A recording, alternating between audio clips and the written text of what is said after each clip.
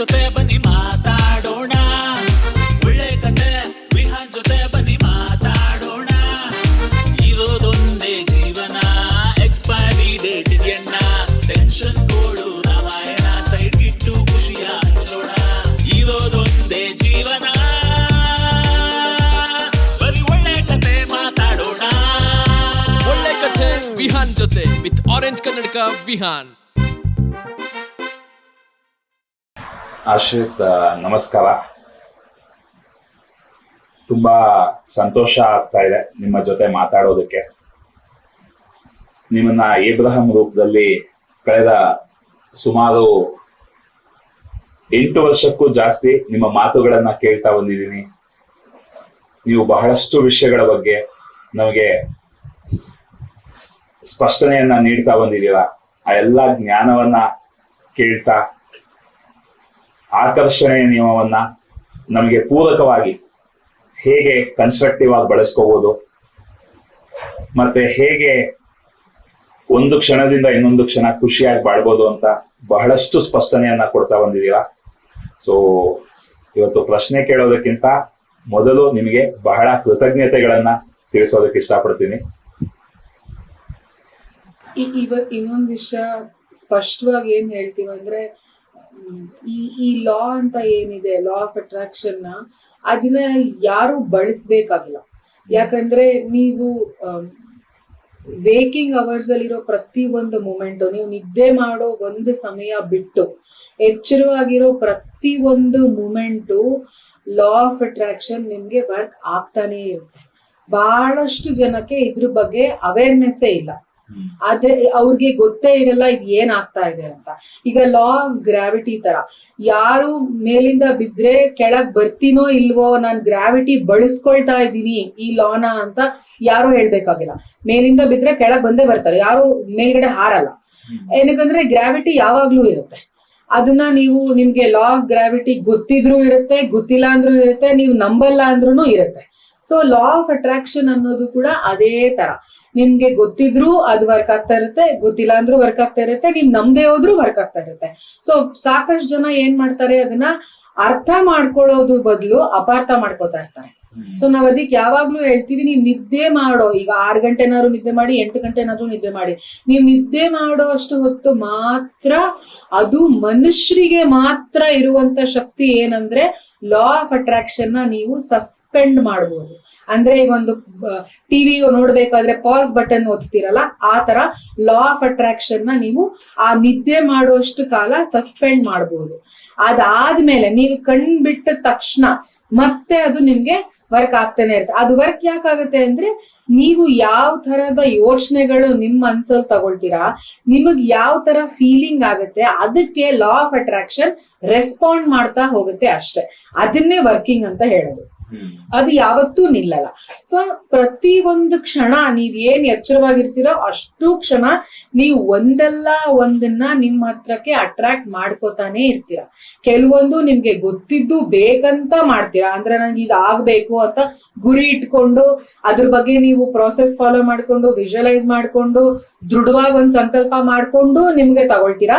ಕೆಲವೊಂದೊಂದು ಇದು ಮಾತ್ರ ನನ್ಗೆ ಬರಬಾರ್ದು, ಇದು ಮಾತ್ರ ನನ್ಗೆ ಆಗ್ಬಾರ್ದು ಅಂತ ಹೇಳ್ಕೊಂಡು ಮತ್ತೆ ಅದನ್ನ ಹತ್ರ ತಗೊಳ್ತೀರಾ. ಬಟ್ ನಿಮ್ಗೆ ಒಂದ್ ಅರ್ಥ ಆಗ್ಬೇಕು ಎಲ್ಲರಿಗೂ, ಏನಂದ್ರೆ ನೀವು ಪ್ರತಿ ಒಂದು ಕ್ಷಣನೂ ನೀವು ಮ್ಯಾನಿಫೆಸ್ಟ್ ಮಾಡ್ತಾನೆ ಇರ್ತೀರಿ. ಸೊ ಲಾ ಆಫ್ ಅಟ್ರಾಕ್ಷನ್ ಯಾವಾಗ್ಲೂ ಅದೊಂಥರ ಇಂಜಿನ್ ತರ ಆನ್ ಆಗೇ ಇರುತ್ತೆ, ಬರೀ ನೀವು ನಿದ್ದೆ ಮಾಡಿದಾಗ ಸಸ್ಪೆಂಡ್ ಆಗಿರುತ್ತೆ. ಸೊ ಇದನ್ನ ನಾವು ಅರ್ಥ ಮಾಡ್ಕೊಳ್ಳೋಕೆ ತುಂಬಾ ಕಷ್ಟ ಅನ್ನೋರಿಗೆ ಒಂದ್ ಈಸಿ ದಾರಿ ಏನಂದ್ರೆ, ನಿಮ್ಗೆ ಏನ್ ಎಮೋಷನ್ಸ್ ಫೀಲ್ ಆಗ್ತಾ ಇದೆ ಅದನ್ನ ನೀವು ಗಮನ ಪಟ್ಟು ನೋಡ್ಕೊಂಡ್ರೆ, ನೀವು ಏನ್ನ ನಿಮ್ಮ ಹತ್ರ ಅಟ್ರಾಕ್ಟ್ ಮಾಡ್ಕೋತೀರಾ ನೆಕ್ಸ್ಟ್ ಅಂತ ನಿಮ್ಗೆ ಮೊದ್ಲೇ ಕ್ಲೂ ಸಿಕ್ಬಿಡತ್ತೆ. ಅದನ್ನ ನಾವ್ ಹೇಳ್ತಾ ಇರೋದು ಅದನ್ನ ಮಾತ್ರನೇ ನೋಡ್ಕೊಳ್ಳಿ ಅಂತ. ನೀವು ತುಂಬಾ ಈ ಲಾ ಹೆಂಗ್ ವರ್ಕ್ ಆಗುತ್ತೆ ಇದ್ರ ಬಗ್ಗೆ ಏನು ಅಂತ ತಿಳ್ಕೊಂಡೇ ಹೋದ್ರು ಪರವಾಗಿಲ್ಲ. ನಿಮ್ಮ ಓನ್ ಎಮೋಷನ್ಸ್ ನ, ಇವಾಗ ನಾವ್ ನಿಮ್ ಪರವಾಗಿ ಮಾತಾಡ್ಬೇಕಂದ್ರೆ, ಈಗ ನಾನ್ ಬೆಳಗ್ಗೆ ಎದ್ದಾಗಿಂದ ರಾತ್ರಿ ಮಲ್ಗೋ ತನಕ ಏನೆಲ್ಲ ಎಮೋಷನ್ಸ್ ಆಗ್ತಾ ಇದೆ ನನ್ಗೆ, ಏನೆಲ್ಲ ಫೀಲ್ ಮಾಡ್ಕೊಂತಾ ಇದೀನಿ ನಾನು, ಅದನ್ನ ನೀವು ಗಮನ ಹರಿಸಿದ್ರೆ ನೀವು ನಿಮ್ಗೆ ನೆಕ್ಸ್ಟ್ ಏನನ್ನ ಅಟ್ರಾಕ್ಟ್ ಮಾಡ್ಕೋತಾ ಇದೀರಾ ಅಂತ ಮೊದಲೇ ಕ್ಲೂ ಸಿಕ್ಕತ್ತೆ ನಿಮ್ಗೆ. ಸೊ ನೀವು ಈಗ ತುಂಬಾ ಖುಷಿಯಾಗಿರ್ತಾರೆ ಕೆಲವೊಂದೊಂದ್ಸಲ. ತುಂಬಾ ಖುಷಿ ಇದೆ, ಆರಾಮಾಗಿದೆ, ಓ ಇವತ್ತು ದಿನ ತುಂಬಾ ಚೆನ್ನಾಗಿತ್ತು, ಈ ಕೆಲಸ ಮಾಡ್ದೆ, ಆ ಕೆಲಸ ಮಾಡ್ದೆ, ಇವ್ರನ್ನ ಭೇಟಿ ಮಾಡ್ದೆ, ಅವ್ರನ್ನ ಭೇಟಿ ಮಾಡ್ದೆ, ಇದನ್ ತಿಂದೆ, ಇಲ್ಲಿ ಹೋಗಿದ್ದೆ, ಸಖತ್ತಾಗಿತ್ತಪ್ಪ ನನ್ ದಿನ ಅಂದ್ರೆ ನಿಮ್ಗೆ ಒಂದು ಕ್ಲೂ ಸಿಗ್ತಾ ಇದೆ, ನೀವು ಅಟ್ರಾಕ್ಟ್ ಮಾಡ್ತಿರೋದು ನಿಮ್ಗೆ ಬೇಕಾಗಿರೋದು. ಯಾಕಂದ್ರೆ ನೀವು ಖುಷಿಯಾಗಿದ್ದೀರಾ. ಸೊ ನಿಮಗ್ ಬೇಕಾಗಿರೋದನ್ನ ನೀವು ಅಟ್ರಾಕ್ಟ್ ಮಾಡ್ಕೋತಾ ಇದ್ದೀರಾ ಅನ್ನೋ ಒಂದು ಕ್ಲೂ ಸಿಗ್ತಾ ಇದೆ. ಅದೇ ಕೆಲವೊಂದೊಂದ್ಸಲ ಬೆಳಗ್ಗೆ ಎದ್ದ ತಕ್ಷಣ ಕೆಲವರಿಗೆ ಒಂದ್ ನೆಗೆಟಿವ್ ಥಿಂಕ್ ಆದ್ರೆ ಅದು ಸೀರಿಯಸ್ ಆಗಿ ಹೋಗ್ತಾರೆ. ಎದ್ದಾಗಿಂದ ಹಿಂಗ್ ಜಗಳ ಆಯ್ತು, ಅದಾಯ್ತು, ಇದಾಯ್ತು, ಒಂದ್ ಕಾಲ್ ಮಿಸ್ ಆಯ್ತು, ಒಂದ್ ಸೇಲ್ಸ್ ಮಿಸ್ ಆಯ್ತು, ದಾರಿಲಿ ಬರ್ತಾ ಏನೋ ಒಂದ್ ಚಿಕ್ಕ ಆಕ್ಸಿಡೆಂಟ್ ಆಗೋಯ್ತು, ಆತರ ದಿನ ಫುಲ್ ಹೋಗ್ತಾನೆ ಇರುತ್ತೆ. ಯಾಕೆ ಹೋಗ್ತಾ ಇರುತ್ತೆ ಅಂದ್ರೆ ಅವ್ರ ಮೊಮೆಂಟಮ್ ಫ್ಲಿಪ್ಪೇ ಮಾಡಿರಲ್ಲ, ಹೋಗ್ತಾ ಇರುತ್ತೆ. ಸೊ ಆ ನೆಗೆಟಿವ್ ವೈಬ್ರೇಷನ್ ಅಲ್ಲಿ ಇದ್ದಾಗ ಅಲ್ಲಿನೂ ನಿಮಗೆ ಕ್ಲೂ ಸಿಗ್ತಾ ಇದೆ, ನಿಮಗ್ ಬೇಡದೇ ಇರೋದನ್ನ ನೀವು ಅಟ್ರಾಕ್ಟ್ ಮಾಡ್ತಾ ಇದ್ದೀರಾ ಅಂತ. ಸೊ ಅದನ್ನ ನೀವು ಅಲ್ಲಿನೇ ತಡೆಗಟ್ಬೋದು. ಹೆಂಗೆ ಅಂದ್ರೆ ನಿಮ್ದೇನ್ ಥಾಟ್ ಇದೆ, ನಿಮ್ದೇನ್ ಎಮೋಷನ್ ಇದೆ ಅದನ್ನ ಶಿಫ್ಟ್ ಮಾಡ್ಕೊಂಡು ಅಷ್ಟೇ. ಸೊ ಲಾ ಆಫ್ ಅಟ್ರಾಕ್ಷನ್ ಯಾವಾಗ್ಲೂ ಎಲ್ರಿಗೂ ವರ್ಕ್ ಆಗ್ತಾನೆ ಇರುತ್ತೆ.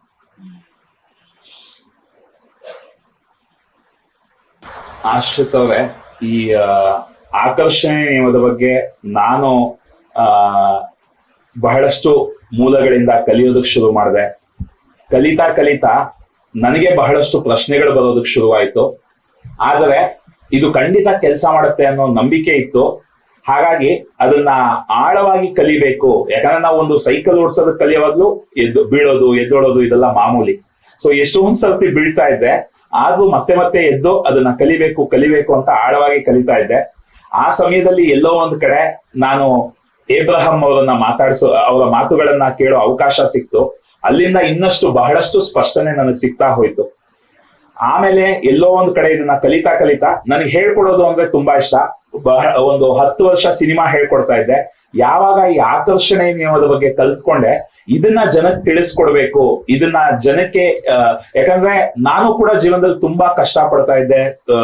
ತುಂಬಾ ಶಿಸ್ತಿನಿಂದ ಎಲ್ಲದರಲ್ಲೂ ಒಂದು ತಪ್ಪಿತಸ್ಥ ಭಾವ. ಸ್ವಲ್ಪ ಸಮಯವನ್ನ ನಾನು ಮಜಾ ಮಾಡ್ತಾ ಇದ್ದೆ, ನನಗೆ ತಪ್ಪಿತಸ್ಥ ಭಾವ ಫೀಲ್ ಆಗೋದು, ಗಿಲ್ಟ್ ಫೀಲ್ ಆಗೋದು. ಯಾವಾಗ್ಲೂ ಕೆಲಸ ಮಾಡ್ತಿರ್ಬೇಕು, ಯಾವಾಗ್ಲೂ ಕಷ್ಟಪಟ್ಟು ದುಡಿಬೇಕು, ಮೇಲ್ ಬೆಳೀತಾ ಇರ್ಬೇಕು, ಈ ರೀತಿನೇ ನಮ್ಮ ಆಲೋಚನಾ ಕ್ರಮ ಇದ್ದಿದ್ದು. ಆದ್ರೆ ಈ ಆಕರ್ಷಣೆಯ ನಿಯಮ ಅರ್ಥ ಆದ್ಮೇಲೆ ನನ್ನನ್ನ ನಾನು ಫೋರ್ಸ್ಫುಲ್ ಆಗಿ ಸ್ವಲ್ಪ ಸ್ಲೋ ಡೌನ್ ಮಾಡಿ ರಿಲ್ಯಾಕ್ಸ್ ಮಾಡೋದಕ್ಕೆ, ರೆಸ್ಟ್ ತಗೊಳ್ಳೋದಕ್ಕೆ ಫೋರ್ಸ್ ಮಾಡೋದಕ್ಕೆ ಶುರು ಮಾಡಿದೆ. ಈಗ ಬಹಳಷ್ಟು ಮನಸ್ಸಿನಲ್ಲಿ ನಿರಾಳತೆ ಬಂದಿದೆ. ನಾನು ಅವಾಗಿದ್ದ ವ್ಯಕ್ತಿನೇ ಅಲ್ಲ, ಸಂಪೂರ್ಣವಾಗಿ ಬದಲಾಗಿದ್ದೀನಿ.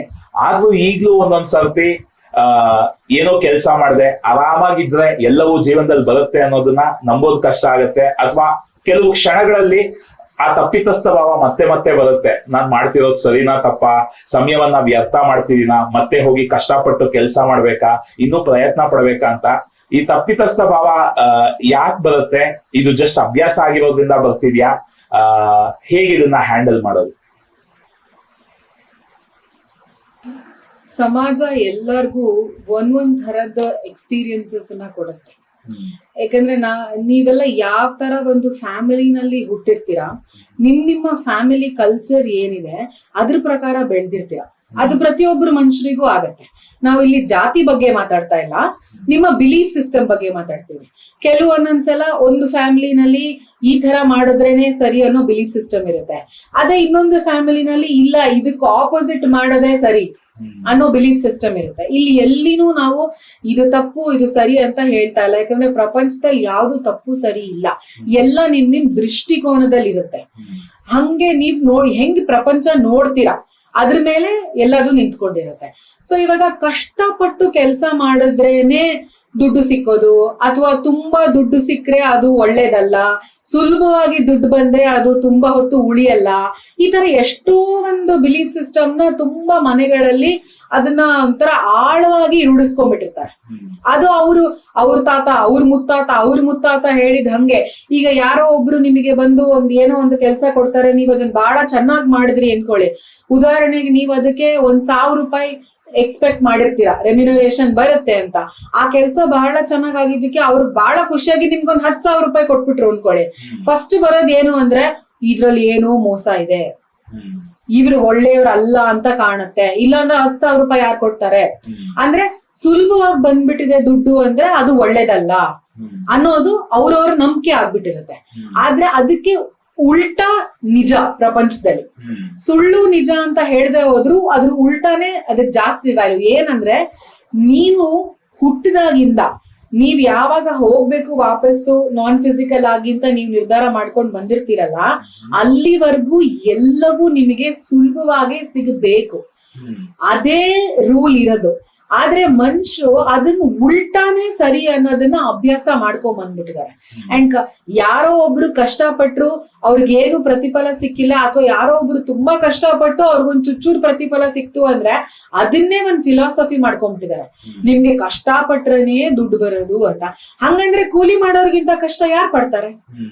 ಯಾರ್ ಬಿಲ್ಡಿಂಗ್ ಕಟ್ಟುವಾಗ ಕಲ್ಲು ಮಣ್ಣನ್ನ ಮೇಲಿಂದ ಕೆಳಗ್ ಹೊತ್ಕೊಂಡು ಹೋಗ್ತಾರಲ್ಲ, ಅವ್ರಿಗಿಂತ ಕಷ್ಟ ಯಾರು ಪಡ್ತಾ ಇದ್ದಾರೆ? ಅವ್ರು ಯಾಕೆ ಮತ್ತೆ ಶ್ರೀಮಂತರಾಗ್ತಾ ಇಲ್ಲ? ಸೊ ಎಲ್ಲಾದ್ರಲ್ಲೂ ಒಂದ್ ಪಾಯಿಂಟ್ ಯೋಚನೆ ಮಾಡ್ಬೇಕಾಗತ್ತೆ. ಇವಾಗ ಏನಂದ್ರೆ ಕಷ್ಟ ಅಂದ್ರೆ ಏನು, ಸುಖ ಅಂದ್ರೆ ಏನು? ಈ ಈಸಿಯಾಗಿ ಬರೋ ದುಡ್ಡು ಅಂತ ಅಥವಾ ಈಸಿಯಾಗಿ ಏನೇ ಸಿಕ್ಕರು ಅದು ಉಳಿಯಲ್ಲ ಅಂತ, ಹಾಗಂದ್ರೆ ಏನು? ಯಾಕೆ ಆತರ ಹೇಳ್ತಾರೆ? ಯಾಕಂದ್ರೆ ಅದು ಅವ್ರ ನಂಬಿಕೆ, ಅವ್ರ ಬಿಲೀಫ್ ಸಿಸ್ಟಮ್ ಅದು. ಆದ್ರೆ ಪ್ರಪಂಚದಲ್ಲಿ ಪ್ರತಿಯೊಂದು ಏನ್ ವ್ಯಾಲ್ಯೂಬಲ್ ಅಂತ ನೀವ್ ಕರಿತೀರಾ ಅದ್ ಎಲ್ಲಾನು ನಿಮಗೆ ಈಸಿಯಾಗಿ ಫ್ರೀಯಾಗಿ ಸಿಕ್ಕಿದೆ. ಉದಾಹರಣೆಗೆ ಈ ನಿಮ್ ಬಾಡಿ, ನೀವ್ ಎಷ್ಟು ಕೋಟಿ ಕೊಟ್ಟು ಇಂಥದೇ ಒಂದು ದೇಹನ ನೀವ್ ಕೊಂಡ್ಕೊಳ್ಬೇಡ್ರಿ. ನಿಮ್ಗೆ ಹುಷಾರಿಲ್ಲ ಅಂದ್ರೆ ಈ ದೇಹ ಬೇಡ ಬಿಡಪ್ಪ, ಇನ್ನೊಂದ್ ದೇಹ ಕೊಂಡ್ಕೊಂಡು ಹೋಗ್ತೀನಿ ನಾನು ಅಂತ ಹೋಗಕ್ಕಾಗತ್ತಾ? ಆಗಲ್ಲ. ನಿಮ್ಮ ಆತ್ಮ ನೀವ್ ಎಷ್ಟ್ ಕೋಟಿ ಕೊಟ್ಟು ಕೊಂಡ್ಕೊಳ್ತೀರಾ? ಕೊಂಡ್ಕೊಳಕ್ ಆಗಲ್ಲ. ನಿಮ್ಮ ಸಂಬಂಧಗಳು, ನಿಮ್ ತಂದೆ ತಾಯಿ, ನಿಮ್ ಸುತ್ತಮುತ್ತ ಇರೋ ಸ್ನೇಹಿತರು, ನಿಮ್ ತಲೆಯಲ್ಲಿರೋ ಬುದ್ಧಿ, ನೀವು ಯೋಚನೆ ಮಾಡೋ ಪ್ರತಿ ಒಂದು ಥಾಟು ಇದೆಯಲ್ಲ, ಅದು ಎಲ್ಲಿಂದ ಬರ್ತಾ ಇದೆ? ನಿಮ್ಗೆ ಖುಷಿ ಆಗತ್ತೆ, ಬೇಜಾರಾಗತ್ತೆ, ಆತರ ಎಮೋಷನಲ್ ಸಿಸ್ಟಮ್ ಇದೆ ನಿಮ್ ಒಳಗಡೆ. ಅದೆಲ್ಲ ಎಷ್ಟು ಕೊಟ್ಟು ಕೊಂಡ್ಕೊಳ್ತೀರಾ ನೀವು? ಅದನ್ನ ಯಾರು ಅದೆಲ್ಲ ಫ್ರೀಯಾಗೆ ಬಂದಿದೆ. ಅದನ್ನ ನೀವ್ ಏನ್ ಕಷ್ಟಪಟ್ಟಿದ್ದೀರಾ ಅದಕ್ಕೆ? ಅದನ್ನ ನಿಮ್ಗೆ ಯೂನಿವರ್ಸ್ ಫ್ರೀಯಾಗೆ ಕೊಟ್ಟಿದೆ. ಅದು ಯಾವ್ದು ಕಷ್ಟಪಟ್ಟು ತಗೊಂಡಿದ್ದಲ್ಲ. ಆದ್ರೆ ಈಗ ಕಷ್ಟಪಟ್ಟು ತಗೊಳ್ಳೋದೆಲ್ಲ ತುಂಬಾ ವ್ಯಾಲ್ಯೂ ಕೊಡ್ತಾರೆ ಜನ. ಆದ್ರೆ ಅದನ್ನ ನೀವ್ ಯಾವಾಗ ಬೇಕಾದ್ರೂ ಮಾಡ್ಬೋದು. ಈಗ ನೀವು ಬಿಸ್ನೆಸ್ ಮಾಡ್ತಾ ಇದ್ರಿ, ಕಳ್ಕೊಂಡ್ರೆ ಮತ್ತಿನ್ನೊಂದು ಬಿಸ್ನೆಸ್ ಮಾಡಿ ದುಡ್ಡು ಸಂಪಾದನೆ ಮಾಡೋಕ್ ಆಗಲ್ವಾ? ಒಂದು ಮನೆ ಹೋಯ್ತು, ಕಳ್ಕೊಂಡ್ರೆ ಇನ್ನೊಂದು ಮನೆ ಕಟ್ಟಕ್ ಆಗಲ್ವಾ? ಸೊ ದುಡ್ಡು ಕೊಟ್ಟು ತಗೊಂಡಿರೋದು ಮಾತ್ರ ಕಷ್ಟಪಟ್ಟಿ ಅಂದ್ರೆ ಏನ್ ಅರ್ಥ? ಅವ್ರು ಹೇಳ್ತಾ ಇರೋದು ಈಸಿಯಾಗಿ ಬಂದಿದ್ದು ಉಳಿಯಲ್ಲ. ಆತರ ಅದಕ್ಕೆ ಉಲ್ಟಾ ಯೋಚನೆ ಮಾಡ್ಬೇಕು. ಯೂನಿವರ್ಸ್ ನಡೆಯೋದೇ ಹಾಗೆ. ಯೂನಿವರ್ಸ್ ಅಲ್ಲಿ ತುಂಬಾ ಬೆಲೆ ಬಾಳ. ಈಗ ನಿಮ್ ಲೈಫೇ ತಗೊಳ್ಳಿ, ಎಷ್ಟು ದುಡ್ಡು ಕೊಟ್ಟು ನೀವು ಲೈಫ್ ಅನ್ನು ಕೊಂಡ್ಕೊಳಕ್ ಸಾಧ್ಯ? ನಂಗೆ ಈ ಜೀವನ ಬೇಡಪ್ಪ, ನಾನು 10 ಕೋಟಿ ಕೊಡ್ತೀನಿ, ನಂಗೆ ಬೇರೆ ಜೀವನ ಕೊಟ್ಬಿಡು ಅಂತ ಬೇರೆಯವ್ರ ಹತ್ರ ತಗೊಳಕ್ ಆಗುತ್ತಾ? ಅದನ್ನ ನೀವೇ ಕಟ್ಕೋಬೇಕಲ್ವಾ? ಅದನ್ನ ಕೊಂಡ್ಕೊಳಕ್ ಆಗಲ್ಲ ಯಾರು. ಹಂಗೆ ನಮ್ಗೆ ಈ ಬುದ್ಧಿ ಶಕ್ತಿ ಬೇಡ, ನಂಗೆ ಈ ಫೀಲಿಂಗ್ಸೇ ಬೇಡ, ಈ ಎಮೋಷನ್ ಬೇಡ, ನಂಗೆ ಈ ದೇಹ ಬೇಡ, ಆತ್ಮ ಬೇಡ, ನಾನು 100 ಕೋಟಿ ಕೊಡ್ತೀನಿ, ನನ್ಗೆಲ್ಲ ಬೇರೆ ಕೊಟ್ಬಿಡು ಅಂದ್ರೆ ಯಾರು ಕೊಡಕ್ಕಾಗತ್ತೆ? ಸೊ ಬೆಲೆ ಬಾಳೋ ಅಂತದೆಲ್ಲ ನಮ್ಗೆ ಈಸಿಯಾಗಿ ಸಿಕ್ಕಿದೆ. ಸೊ ನೀವ್ ಕೇಳಿದ ಪ್ರಶ್ನೆಗೆ ನಾನು ಯಾವಾಗ್ಲೂ ಕಷ್ಟನೇ ಪಡ್ತಾ ಇರ್ಬೇಕಾ ಅಂತಂದ್ರೆ, ಕಷ್ಟ ಪಡೋದು ಯಾವತ್ತು ಯೂನಿವರ್ಸ್ಗೆ ವಿರುದ್ಧ. ಹಂಗಂತ ನೀವು ಆಕ್ಷನ್ ತಗೋಬಾರ್ದು ಅಂತ ಹೇಳ್ತಾ ಇದ್ದೀವಿ. ಕಷ್ಟ ಪಡೋದಕ್ಕೂ ಆಕ್ಷನ್ ತಗೊಳ್ಳೋದಕ್ಕೂ ತುಂಬಾ ವ್ಯತ್ಯಾಸ. ಸೊ ಕಷ್ಟ ಪಡೋದು ಅಂದ್ರೆ ಏನಾಗತ್ತೆ ಗೊತ್ತಾ? ನೀವ್ ಎಲ್ಲಾದನ್ನು ತ್ಯಾಗ ಮಾಡ್ಬಿಡ್ಬೇಕು. ಫ್ರೆಂಡ್ಸ್ ಜೊತೆ ಹೋಗ್ಬಾರ್ದು, ಪಾರ್ಟಿಗೆ ಹೋಗ್ಬಾರ್ದು, ರಿಲೇಟಿವ್ಸ್ ಮನೆಗೆ ಹೋಗ್ಬಾರ್ದು, ಅವ್ರ ಹತ್ರ ಮಾತಾಡ್ಬಾರ್ದು, ನಾನ್ ಬೆಳಗಿಂದ ರಾತ್ರಿ ತನಕ ಕಷ್ಟಪಟ್ಟು ದುಡಿಬೇಕು. ಆ ಕಾನ್ಸೆಪ್ಟ್ ಅಲ್ಲ. ಸೊ ಅದು ಯೂನಿವರ್ಸಲ್ ಲಾಗೆ ವಿರುದ್ಧವಾಗಿದೆ. ಅದು ಬೇಕಾಗಿಲ್ಲ. ಇಷ್ಟಪಟ್ಟು ಮಾಡೋ ಕೆಲಸ. ಇವಾಗ ಎಲ್ಲರಿಗೂ ಒಂದು ಎಮೋಷನಲ್ ಗೈಡೆನ್ಸ್ ಸಿಸ್ಟಮ್ ಅಂತ ಒಳಗಡೆನೆ ಇರುತ್ತೆ. ಈಗ ನಿಮ್ಗೆ ಈಸಿಯಾಗಿ ಅರ್ಥ ಆಗ್ಬೇಕಂದ್ರೆ GPS ಮ್ಯಾಪ್. ಈಗ ನೀವು ಇಲ್ಲಿಂದ ಎಲ್ಲಿಗೆ ಹೋಗ್ಬೇಕು ಅಂದ್ರೆ ಆರಾಮಾಗಿ ಮೊಬೈಲ್ ಅಲ್ಲಿ ಮ್ಯಾಪ್ ಅಲ್ಲಿ ಹಾಕೊಟ್ಬಿಟ್ಟು ಹೋಗ್ತಾ ಇರ್ತೀರಾ. ಅದು ನಿಮ್ಗೆ ಇಲ್ಲಿ ರೈಟ್ ತಗೋ, ಇಲ್ಲಿ ಲೆಫ್ಟ್ ತಗೋ, ಈಗ ಹೋಗು, ಆಗ ಹೋಗು ಅಂತ ಗೈಡೆನ್ಸ್ ಕೊಡುತ್ತೆ. ಅದೇ ತರ ಒಂದು guidance system, emotional guidance system ನಿಮ್ಮ ಒಳಗೆ. ನೀವು ಈ ಬಾಡಿಗೆ ಬರ್ತೀನಿ ಅಂತ ಡಿಸೈಡ್ ಮಾಡ್ದಾಗ್ಲೇ ನೀವು ಆ ಗೈಡೆನ್ಸ್ ಸಿಸ್ಟಮ್ ಜೊತೆಗೆ ಬಂದಿರೋದು. ನೀವು ಒಬ್ರೇ ಬಂದಿಲ್ಲ ಈ ದೇಹಕ್ಕೆ. ನೀವು ಅಲ್ಲಿಂದ ಮೇಲ್ಗಡೆ ನಾನ್ ಫಿಸಿಕಲ್ ರೆಲ್ಮ್ ಇಂದಾನೆ ಡಿಸೈಡ್ ಮಾಡಿ ನಾನು ವಿಹಾನ್ ಆಗಿ ಹೋಗ್ತೀನಿ ಅಂತ ಡಿಸೈಡ್ ಮಾಡಿದಾಗ ನಿಮ್ ಜೊತೆ ಎಮೋಷನಲ್ ಗೈಡೆನ್ಸ್ ಸಿಸ್ಟಮ್ ಬಂತು, GPS. ಅದು ಹೇಳ್ತಾ ಓಕೆ ನೀನ್ ಈ ದೇಹದಲ್ಲಿ ಹೋಗು, ನೀನ್ ಏನೆಲ್ಲ ಮಾಡ್ಬೇಕು ಅನ್ನೋದನ್ನ ನಾನ್ ಗೈಡ್ ಮಾಡ್ತಾ ಹೋಗ್ತೀನಿ ಅಂತ. ಸೊ ಅದು ನೀವು ಹುಟ್ಟಿದಾಗ ನಿಮ್ಗೆ ಜ್ಞಾಪಕ ಇತ್ತು. ನೀವೇ ಅಂದ್ರೆ ಪರ್ಟಿಕ್ಯುಲರ್ಲಿ ನೀವಲ್ಲ, ಎಲ್ರಿಗೂ ಮನುಷ್ಯರಿಗೆ ಅದು ಜ್ಞಾಪಕ ಇತ್ತು. ಆದ್ರೆ ನೀವು ಈ ದೇಹಕ್ಕೆ ಬಂದ ಮೇಲೆ ನಿಮ್ಮ ಸುತ್ತಮುತ್ತ ಎನ್ವೈರನ್ಮೆಂಟ್ ಏನಿದೆ, ಕಷ್ಟ, ಸುಖ, ನೋವು, ಅಳೋದು, ಎಲ್ಲದನ್ನು, ಪ್ರತಿಯೊಂದನ್ನು, ನಗೋದು, ಖುಷಿ ಪಡೋದು, ಬೇಜಾರು ಮಾಡ್ಕೊಳ್ಳೋದು, ಎಲ್ಲದನ್ನು ನೀವು ನೋಡಿ ನೋಡಿ ನೋಡಿ ಇದಕ್ಕೆ ನೀವು ಅಭ್ಯಾಸ ಮಾಡ್ಕೊಂಡ್ಬಿಟ್ರಿ. ನಿಮ್ ಗೈಡೆನ್ಸ್ ಸಿಸ್ಟಮ್ ನ ಮರ್ತು ಬಿಟ್ರಿ. ಹಂಗಂತ ಅದು ಹೊರಟೋಯ್ತಾ? ಹೋಗಿಲ್ಲ, ನಿಮ್ಮ ಹತ್ರನೇ ಇದೆ. ನಿಮ್ಗೆ ಗೊತ್ತಿಲ್ಲ. ಈಗ ಮೊಬೈಲ್ ಅಲ್ಲಿ ಎಷ್ಟು ಅಪ್ಲಿಕೇಶನ್ಸ್ ಇರುತ್ತೆ, ನೀವು ಯೂಸ್ ಮಾಡಿಲ್ಲ ಅಂದ್ರೆ ಅದೇನು ಹೋಗ್ಬಿಡಲ್ಲ, ಅಲ್ಲೇ ಇರುತ್ತೆ. ಬಟ್ ನೀವ್ ಯೂಸ್ ಮಾಡಿಲ್ಲ ಅಷ್ಟೇ.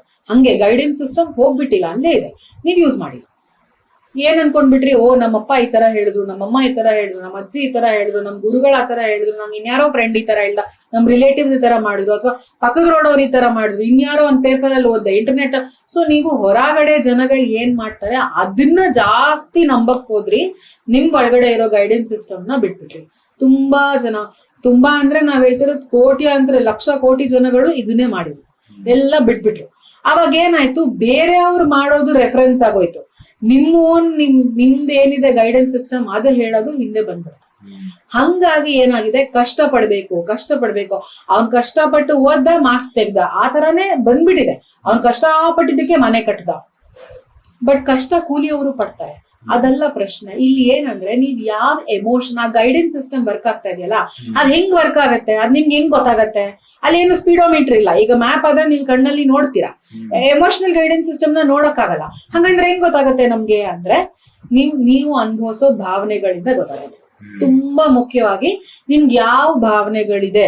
ಈಗ ಮನುಷ್ಯ ನೋಡಿದ್ರೆ ತುಂಬಾ ಖುಷಿ ಅಂದ್ರೆ ಬ್ಲಿಸ್ಫುಲ್ ಸ್ಟೇಟ್ ಅಲ್ಲಿ ಇರ್ತಾರೆ. ಎಕ್ಸ್ಟಸಿ ತುಂಬಾ ಖುಷಿ, ಅದು ಎಕ್ಸ್ಟಸಿ ಹೈಯೆಸ್ಟ್ ಎಮೋಷನ್. ತುಂಬಾ ಕೆಳಗಡೆ ನೆಗೆಟಿವ್ ಎಮೋಷನ್ ಅಂದ್ರೆ ಫಿಯರ್, ಅದು ನೆಗೆಟಿವ್ ಎಮೋಷನ್.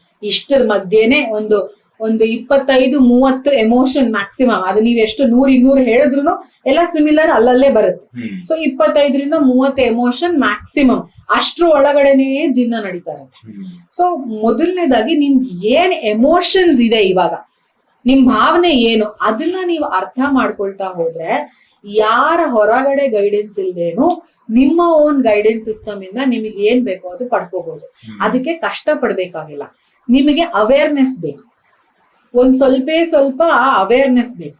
ಏನ್ ಫೀಲ್ ಆಗ್ತಾ ಇದೆ ನಂಗೆ, ಈಗ ನಾನು ಇದನ್ ಮಾಡ್ಬಾರ್ದಾ ಅಂತ ನೀವ್ 10 ಜನನ ಕೇಳ್ಬೇಕಾಗಿಲ್ಲ.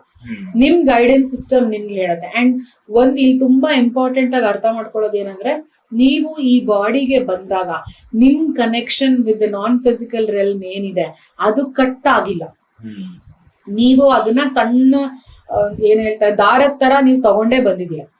ಸೊ ನಾವು ನಾನ್ ಫಿಸಿಕಲ್ ರೆಲ್ಮ್ ಇಂದ ಏನೇ ಗೈಡೆನ್ಸ್ ಕೊಟ್ರು ನಿಮ್ ಎಮೋಷನಲ್ ಗೈಡೆನ್ಸ್ ಮುಖಾಂತರ ನಿಮಗೆ ತಲುಪ್ತಾನೆ ಇರುತ್ತೆ. ಅದಕ್ಕೆ ದೇವ್ರ ಕನೆಕ್ಟಿವಿಟಿ ಅಂತ ತುಂಬಾ ಜನ ಹೇಳ್ತಾರೆ. ಅದು ನೀವು ಕಳ್ಕೊಂಡಿರಲ್ಲ. ಸೊ ಪ್ರತಿಯೊಂದು ಕ್ಷಣದಲ್ಲೂ ನಿಮ್ಮನ್ನ ಗೈಡ್ ಮಾಡ್ತಾನೆ ಇರುತ್ತೆ ನಿಮ್ ಎನರ್ಜೀಸ್. ಅದಕ್ಕೆ ನಾವ್ ಯಾರನ್ನು ಹೊರಗಡೆ ಕೇಳಬೇಕಾಗಿಲ್ಲ, ಒಳಗಡೆ ಹೋಗ್ಬೇಕು. ನನ್ ಭಾವನೆಗಳು ಏನಿದೆ, ನನ್ಗೆ ಏನ್ ಅನ್ನಿಸ್ತಾ ಇದೆ, ನೀವು ಅದನ್ನ ನೋಡ್ಕೊಳ್ತಾ ಹೋದ್ರೆ ನಿಮ್ಗೆ ಏನ್ ಬೇಕು ಸುಲಭವಾಗಿ ಸಿಗ್ತಾ ಹೋಗುತ್ತೆ. ಅಂಡ್ ಹೆಂಗ್ ಸಿಗುತ್ತೆ ಅಂದ್ರೆ, ನಾನು ಆರಾಮಾಗಿ ಮಜಾ ಮಾಡ್ಕೊಂಡಿರ್ತೀನಪ್ಪ, ನಂಗೆ ಏನ್ ಬೇಕೋ ಸಿಕ್ಕುತ್ತಾ, ಹಂಗ್ ಸಿಗಲ್ಲ. ಹಂಗಂದ್ರೆ ಏನ್ ಮಾಡ್ಬೇಕು, ಕಷ್ಟ ಪಡ್ಬೇಕಾಗಿಲ್ಲ. ಇಷ್ಟಪಟ್ಟು ಗೈಡೆನ್ಸ್ ಅರ್ಥ ಮಾಡ್ಕೊಂಡ್ರೆ ಆಕ್ಷನ್ ಅನ್ನೋದು ಬಹಳ ಇಂಪಾರ್ಟೆಂಟ್. ನಿಮಗೇನೋ ಒಂದ್ ನಡ್ಜ್ ಬರುತ್ತೆ. ನೀವು ಈಗ ಹಿಂದಿನ ಕಾಲದಲ್ಲಿ ನಿಮ್ ಅಜ್ಜಿ ನಿಮ್ ತಾತ ಅವರೆಲ್ಲ ಹೇಳಿರ್ಬೋದು ನಿಮಗೆ ಬಹುಶಃ, ದೃಢ ಸಂಕಲ್ಪ ಮಾಡ್ಬೇಕು ಅಂತ. ಯಾಕೆ ಮಾಡ್ಬೇಕು, ಏನೇ ಮಾಡ್ಬೇಕಂದ್ರೂ ಫಸ್ಟ್ ಸಂಕಲ್ಪ ಮಾಡಿ ಅಂತ ಹೇಳೋರು. ಸಂಕಲ್ಪ ಮಾಡಿ ಅಂದ್ರೆ ಏನಂದ್ರೆ, ನೀವ್ ಅದನ್ನ ಮಾಡ್ತೀನಿ ಅಂತ ಕಮಿಟ್ ಮಾಡಿ. ಆ ಕಮಿಟ್ಮೆಂಟ್ ನೀವು ತಗೊಳ್ಳಿ. ಆವಾಗ ನಿಮ್ ಮನ್ಸು, ನಿಮ್ ಬುದ್ಧಿ, ನಿಮ್ ಚಿತ್ತ ಎಲ್ಲ ಅದ್ರಲ್ಲೇ ಇರುತ್ತೆ. ಓ ನಾನು ಇದನ್ನ ಮಾಡ್ತೀನಿ ಅಂತ ನಾನು ಡಿಸೈಡ್ ಮಾಡ್ಬಿಟ್ಟಿದೀನಿ ಅಂದಾಗ ಎವ್ರಿಥಿಂಗ್ ಕಾನ್ಸ್ಪೈರ್ಸ್. ನಿಮ್ಗೆ ಅದನ್ನೇ ಯೋಚನೆ ಮಾಡ್ತಾ ಇರ್ತೀರಾ ನೀವು, ಇದು ಹಿಂಗ್ ಮಾಡ್ಬೇಕು, ಏನ್ ಮಾಡ್ಬೇಕು, ನಿಮ್ ಸೆನ್ಸಸ್ ಅಲರ್ಟ್ ಆಗಿರುತ್ತೆ. ಅವಾಗ ನಿಮ್ ಗೈಡೆನ್ಸ್ ಸಿಸ್ಟಮ್ ನಿಮ್ಗೆ ಒಂದು ಆಕ್ಷನ್ ಪಾಯಿಂಟ್ ನ ಒಂದು ಇನ್ಸ್ಪಿರೇಷನ್ ಬಂದ್ರೆ ಟಕ್ಕಂತ ಹೇಳ್ತೇವೆ, ಓ ನನ್ಗೊಂದು ಐಡಿಯಾ ಬಂತು ಇವತ್ತು, ನಾನು ಇದನ್ನ ಮಾಡ್ಬೇಕು ಇವತ್ತು ಅಂತ. ಆ ಆಕ್ಷನ್ ತಗೊಳ್ಳೋದಿದೆಯಲ್ಲ ಅದು ಬಹಳ ಮುಖ್ಯ. ಇದಕ್ಕೆ ಕಷ್ಟ ವಿರುದ್ಧ ಪದ, ಇದಕ್ಕೆ ಅಲೈನ್ಮೆಂಟೇ ಬೇಕು. ಸೊ ನೀವು ಆ ಅಲೈನ್ಮೆಂಟ್ ಅಲ್ಲಿ ಇದೆ, ನೀವು ಖುಷಿಯಾಗಿ ಇನ್ನೊಬ್ಬರ ಜೊತೆ ಪಾರ್ಟಿ ಮಾಡ್ತಾ ಇರಿ, ಸಂತೋಷವಾಗಿರಿ, ಖುಷಿಯಾಗಿರಿ. ಐಡಿಯಾ ಬರುತ್ತೆ, ತಗೊಳ್ಳಿ, ಮಾಡಿ, ಏನ್ ಬೇಕೋ ಪಡ್ಕೊಳ್ಳಿ, ಅದು ಈಸಿ. ಕಷ್ಟ ಪಡ್ತೀನಿ ಅನ್ನೋದು ಇದಕ್ಕೆ ಉಲ್ಟಾ. ಸೊ ಯೂನಿವರ್ಸಲ್ ಲಾ ಏನಿದೆ ಅದಕ್ಕೆ ಉಲ್ಟಾ, ಆಪೋಸಿಟ್ ಆಗಿರೋದು ಹೇಳ್ತಾ ಇದೀರಾ ಅಷ್ಟೇ.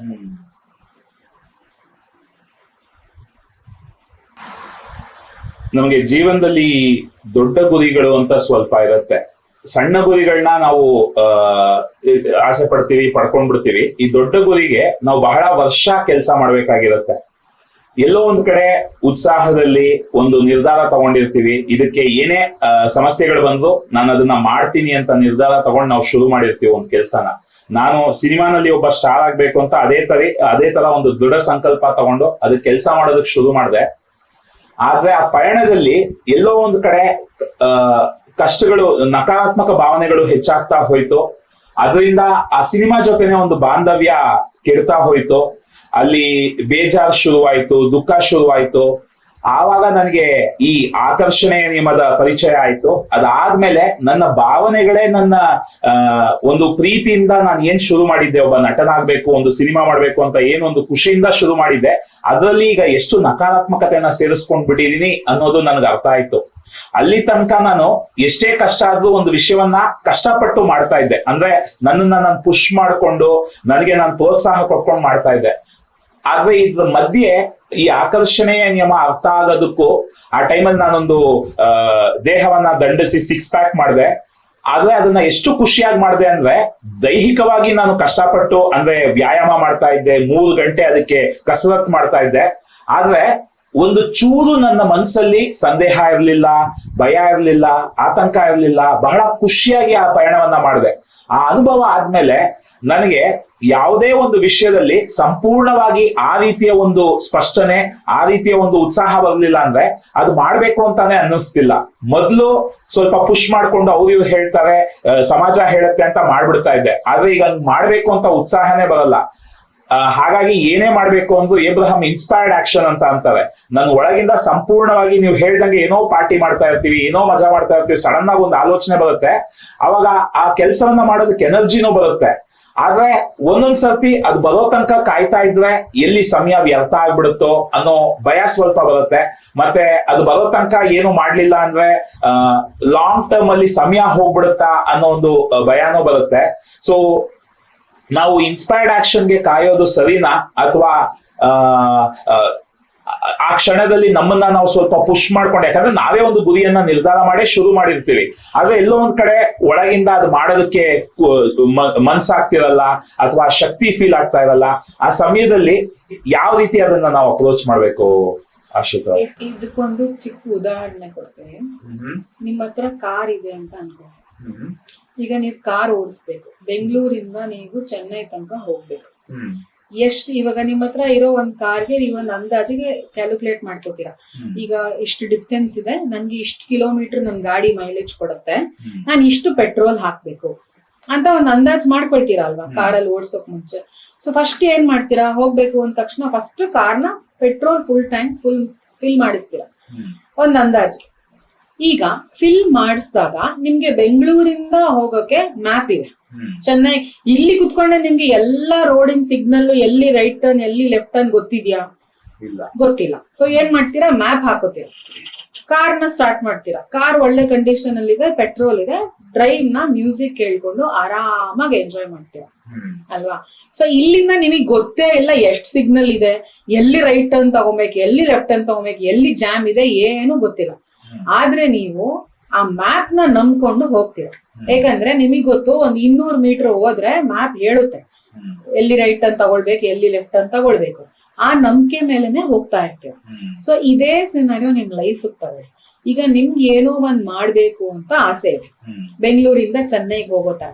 ನೀವು ಕ್ಯಾಲ್ಕುಲೇಟ್ ಮಾಡಿ ಪೆಟ್ರೋಲ್ ಹಾಕುವಾಗ ನಂಬಿಕೆನ ನೀವು ಬರೀ ಕಾರ್ ಟ್ಯಾಂಕ್ ಫಿಲ್ ಮಾಡಿದ್ದೀರಿ. ಸೊ ಆ ಕಾರ್ ಟ್ಯಾಂಕ್ ಪೆಟ್ರೋಲ್ ಇಟ್ಕೊಂಡ್ಬಿಟ್ಟು ನಿಮ್ಗೊಂದು 100 ಕಿಲೋಮೀಟರ್ ಹೋಗುವಷ್ಟು ಇಲ್ಲ ಅಂದ್ರೆ ಚೆನ್ನೈ ಹೇಗ್ ತಲುಪ್ತೀರಾ? ಆಗಲ್ಲ. ಸೊ ಏನ್ ಮಾಡ್ತೀರಾ, ಇಲ್ಲಿಂದ 100 ಕಿಲೋಮೀಟರ್ ಹೋಗ್ತೀರಾ, ಪೆಟ್ರೋಲ್ ಖಾಲಿ, ವಾಪಸ್ ಬರ್ಬೇಕಾಗುತ್ತೆ. ಇನ್ನೊಂದ್ಸಲನು ಅದನ್ನೇ ಮಾಡಿದ್ರೆ ಅಷ್ಟೇ ಆಗುತ್ತೆ. ಆಮೇಲೆ ಚೆನ್ನೈಗೆ ಬೆಂಗಳೂರಿಂದ ಕಾರ್ ತಗೊಂಡ್ ಹೋಗೋದ್ ಸಾಧ್ಯನೇ ಇಲ್ಲ. ಯಾರ್ ಏನ್ ಹೇಳಿದ್ರು ಸುಳ್ಳು. ನಾನ್ ಅನ್ಭವಿಸಿದೀನಿ, ನನ್ ಗೊತ್ತು ಹೋಗಕ್ ಆಗಲ್ಲ. ಈ ಮಾತೆ ಬರುತ್ತೆ. ತುಂಬಾ ಜನಗಳು ಹಿಂಗೆ ನಂಬ್ಕೊಳ್ಳೋದು.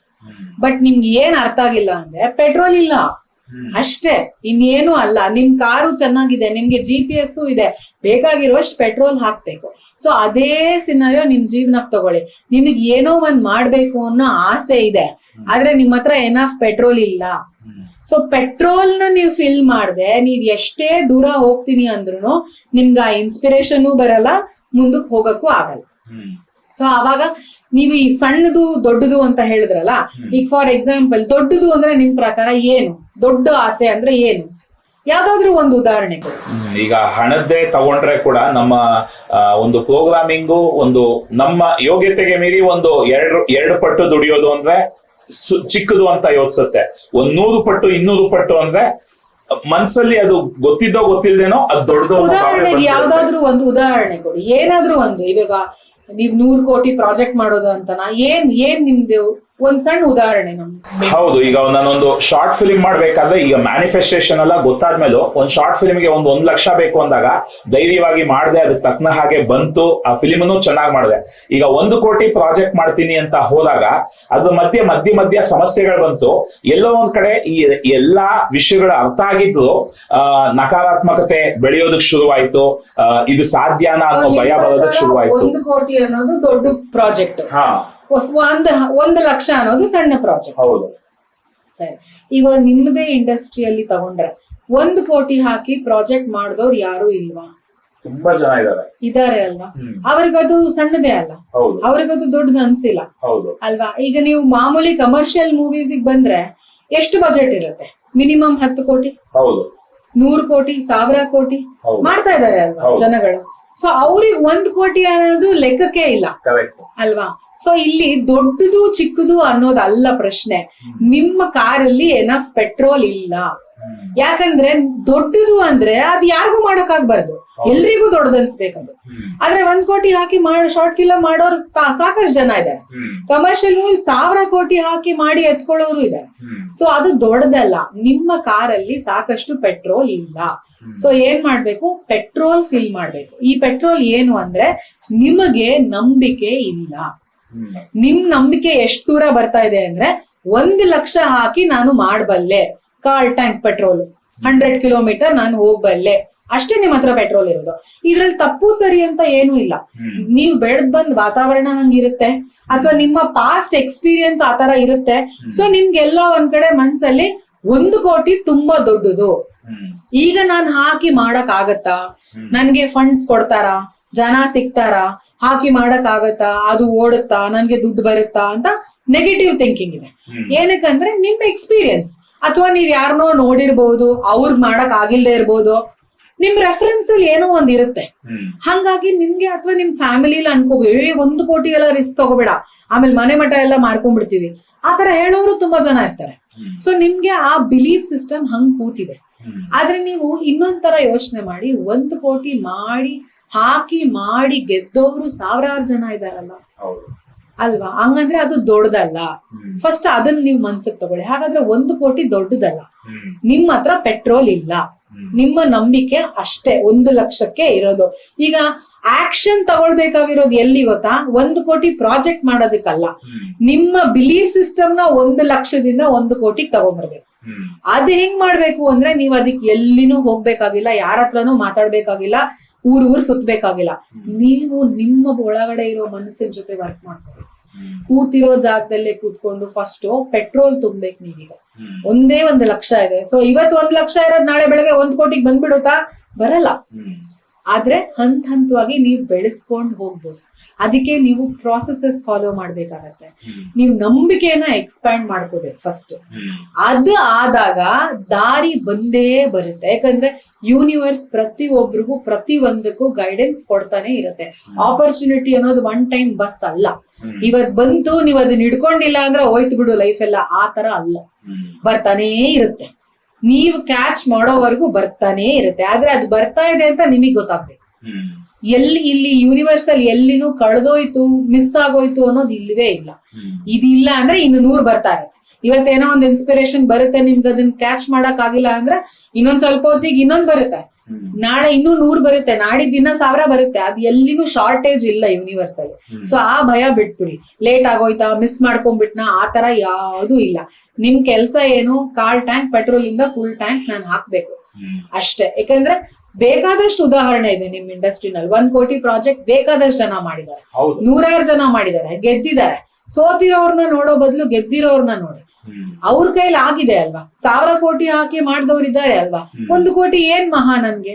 ನೀವ್ ಯಾವಾಗ ಆ ತರ ನಂಬಿಕೆನ ಈ ಪೆಟ್ರೋಲ್ ಫಿಲ್ ಮಾಡ್ತೀರಾ, ನಿಮ್ ನಂಬಿಕೆ 1 ಲಕ್ಷದಿಂದ 1 ಕೋಟಿಗೆ ಎಕ್ಸ್ಪ್ಯಾಂಡ್ ಆದಾಗ ನಿಮಗೆ ಅದು ಈಸಿ ಅನ್ಸುತ್ತೆ.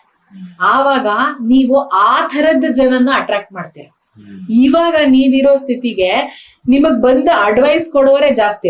ಮಾಡ್ಬೇಡ, ಹುಷಾರು, ಹಂಗಾಗ್ಬಿಡುತ್ತೆ, ಹಿಂಗಾಗ್ಬಿಡುತ್ತೆ ಅಂತ ಹೇಳೋರೆ ಜಾಸ್ತಿ. ಯಾಕಂದ್ರೆ ನೀವ್ ಕಾರ್ ಟ್ಯಾಂಕ್ ಪೆಟ್ರೋಲ್ ಅಲ್ಲೇ ಇದ್ದೀರಾ. ಸೊ ನಿಮ್ ಕೆಲ್ಸ ಏನಂದ್ರೆ ಫಸ್ಟ್ ನಿಮ್ ಪೆಟ್ರೋಲ್ ಫುಲ್ ಆಗ್ಬೇಕು, ನಿಮ್ ನಂಬಿಕೆ ಎಕ್ಸ್ಪ್ಯಾಂಡ್ ಆಗ್ಬೇಕು. ಅದು ದಿನ ಆಗತ್ತೆ. ಅದು ಒಂದೇ ಸಲ ಫೋರ್ಸ್ ಮಾಡಕ್ ಆಗಲ್ಲ. ನೀವು ಫೋರ್ಸ್ ಮಾಡಿದ್ರೆ ಮಾಡ್ಬಿಡ್ತೀನಿ ಅಂತ ಈಗ ಫೋರ್ಸ್ ಮಾಡ ಅನ್ಕೊಂಡ್ರೆ ನೀನ್ ಅರ್ಧ ಗಂಟೆಗೆ ಮತ್ತೆ ಟುಸ್ಸಾಗೋಗಿರುತ್ತೆ. ಹಂಗಲ್ಲ, ನೀವು ಅದನ್ನ ಸ್ಟೆಪ್ ಬೈ ಸ್ಟೆಪ್ ಒಂದ್ ದಿನಕ್ಕೆ ಪ್ರಾಕ್ಟೀಸ್ ಮಾಡಿದ್ರೆ ಬಹುಶಃ 30 ದಿನ ಸತತವಾಗಿ ನೀವು ಫೋಕಸ್ ಮಾಡಿ ಪ್ರಾಕ್ಟೀಸ್ ಮಾಡಿದ್ರೆ ಮುಕ್ಕಾಲ್ ಟೈಮ್ ಫಿಲ್ ಆಗೋಗಿರತ್ತೆ. ಆಗ 75-80 lakhs ಬಂದ್ಬಿಟ್ರೆ ನಿಮ್ಗೆ ಅವಾಗ ಫುಲ್ ಧೈರ್ಯ ಬಂದ್ಬಿಡುತ್ತೆ. ಅವಾಗ ನೀವು ಬೇರೆ ಎಮೋಷನಲ್ ಸ್ಟೇಟ್ ಅಲ್ಲಿ ಇರ್ತೀರಾ. ಅವಾಗ ನೀವು ಅಟ್ರಾಕ್ಟ್ ಮಾಡೋ ಜನಗಳು ಬೇರೆ ತರ ಇರ್ತಾರೆ, ಅಟ್ರಾಕ್ಟ್ ಮಾಡೋ ಆಪರ್ಚುನಿಟೀಸ್ ಬೇರೆ ತರ ಇರುತ್ತೆ. ಇನ್ಯಾರೋ ಬಂದು ನನಗ್ ಬಹಳ ಎಕ್ಸ್ಪೀರಿಯನ್ಸ್ ಇದೆ ಬಾ ನಾನು ಹೆಲ್ಪ್ ಮಾಡ್ತೀನಿ ಮಾಡೋಣ ಅನ್ನೋರು ಸಿಗ್ತಾರೆ. ಅಥವಾ 1 ಕೋಟಿ ತಾನೆ ನನ್ ಗೊತ್ತು ಎಲ್ಲಿದೆ ಅಂತ ಆರಾಮಾಗಿ ಸಿಗುತ್ತೆ ಬಾ, ಅಥವಾ ಇನ್ನೇನೋ ಆಪರ್ಚುನಿಟೀಸ್ ಓಪನ್ ಆಗುತ್ತೆ. ಯಾಕಂದ್ರೆ ನಿಮ್ಮ ಎನರ್ಜಿ ಲೆವೆಲ್ ಬೇರೆ ಇರುತ್ತೆ. ಸೊ ಈಗ ನಿಮ್ದು ಒಂದೇ ಒಂದು ಕೆಲಸ ಏನಂದ್ರೆ ಎಕ್ಸ್ಪ್ಯಾಂಡ್ ಮಾಡ್ಬೇಕು ಬಿಲೀಫ್ ಸಿಸ್ಟಮ್. ಅಂಡ್ ನಾವ್ ಯಾವಾಗ್ಲೂ ಹೇಳ್ತಾ ಇರ್ತೀವಿ there is no bigger bargain then your belief system ಅಂತ. ನೀವ್ ಎಷ್ಟು ನಂಬ್ತಿರೋ ಅಷ್ಟಕ್ ಮಾತ್ರನೇ ನಿಮ್ ಜೀವನದಲ್ಲಿ ಎಲ್ಲಾ ಇನ್ಸಿಡೆಂಟ್ಸ್ ನಡೆಯೋದು. ನಿಮ್ಮ ನಂಬಿಕೆನ ನೀವು ಮುಂದಕ್ಕೆ ತಗೊಂಡ್ ಹೋದ್ರೆ ಮಾತ್ರ ನೀವ್ ಎಕ್ಸ್ಪ್ಯಾಂಡ್ ಆಗೋದು. ಈಗ ಎಷ್ಟೋ ಜನಕ್ಕೆ 20,000 30,000 ಸಂಬಳ ಬಂದ್ರೆ ಸಾಕಪ್ಪ ಅಂತ ಇರ್ತಾರೆ. ಕೆಲವ್ರಿಗೆ 3 ಲಕ್ಷ ಬಂದ್ರು ಸಾಲಲ್ಲ, ಕೆಲವ್ರು 30 ಸಾಲಲ್ಲ, ಕೆಲವ್ರು 3 ಕೋಟಿನೂ ಸಾಲಲ್ಲ. ಏನಕ್ಕಂದ್ರೆ ಅವ್ರವ್ರ ನಂಬಿಕೆ. ಈಗ ಕೆಲವ್ರಿಗೆ ನನಗ್ ತಿಂಗಳಿಗೆ 2 ಲಕ್ಷ 3 ಲಕ್ಷ ದುಡಿಯೋದು ಏನು ಕಷ್ಟ ಇಲ್ಲ ಅಂತಾರೆ. ಅದೇ 10,000 ರೂಪಾಯಿ ಸಂಬಳ ತಗೊಳ್ಳೋಂಗೆ ಅದು ಡ್ರೀಮ್. ಅಯ್ಯೋ 2 ಲಕ್ಷ ಬರುತ್ತಾ, ಹಂಗ್ ಬಂದ್ಬಿಟ್ರೆ ನನ್ ಜೀವನಾನೇ ಸೆಟ್ಲು ಅಂತಾನೆ. ಯಾಕಂದ್ರೆ ಅವನಿಗೆ ನಂಬಿಕೆ ಇಲ್ಲ, ಇವ್ರಿಗೆ ನಂಬಿಕೆ ಇದೆ. ಇವಾಗ ಎಷ್ಟೋ ಜನ ನಮ್ ಪ್ರಪಂಚದಲ್ಲಿ ಕಾಂಟ್ರಾಸ್ಟ್ ತುಂಬಾ ಇರುತ್ತೆ. ಒಬ್ಬ ಏನಕ್ಕೋ ಕಷ್ಟ ಪಡ್ತಾ ಇರ್ತಾರೆ, ಅದೇ ತಿಂಗನ ಇನ್ನೊಬ್ರು ಬಹಳ ಸುಲಭವಾಗಿ ತಗೋತಾ ಇರ್ತಾರೆ. ಹಂಗಂದ್ರೆ ಅವ್ರೇನ್ ಬೇರೆ ಅದೃಷ್ಟದಲ್ಲಿದಾರ ಅಥವಾ ಬೇರೆ ಪ್ಲಾನೆಟ್ ಅಲ್ಲಿ ಇದಾರ? ಏನೂ ಇಲ್ಲ, ಅವ್ರ ನಂಬಿಕೆ ಅಷ್ಟಿದೆ ಅಷ್ಟೇ. ಸೊ ನಾವು ನಮ್ ನಂಬಿಕೆನ ಎಷ್ಟು ಎಕ್ಸ್ಪ್ಯಾಂಡ್ ಮಾಡ್ಕೊಂಡು ಹೋಗ್ತೀವೋ ನಮ್ಮ ಜೀವನದ ಎಕ್ಸ್ಪೀರಿಯನ್ಸಸ್, ನಮ್ಮ ಸಂಕಲ್ಪಗಳು ಅಷ್ಟ್ರ ಮಟ್ಟಿಗೆನೆ ಕೆಲಸ ಮಾಡುತ್ತೆ.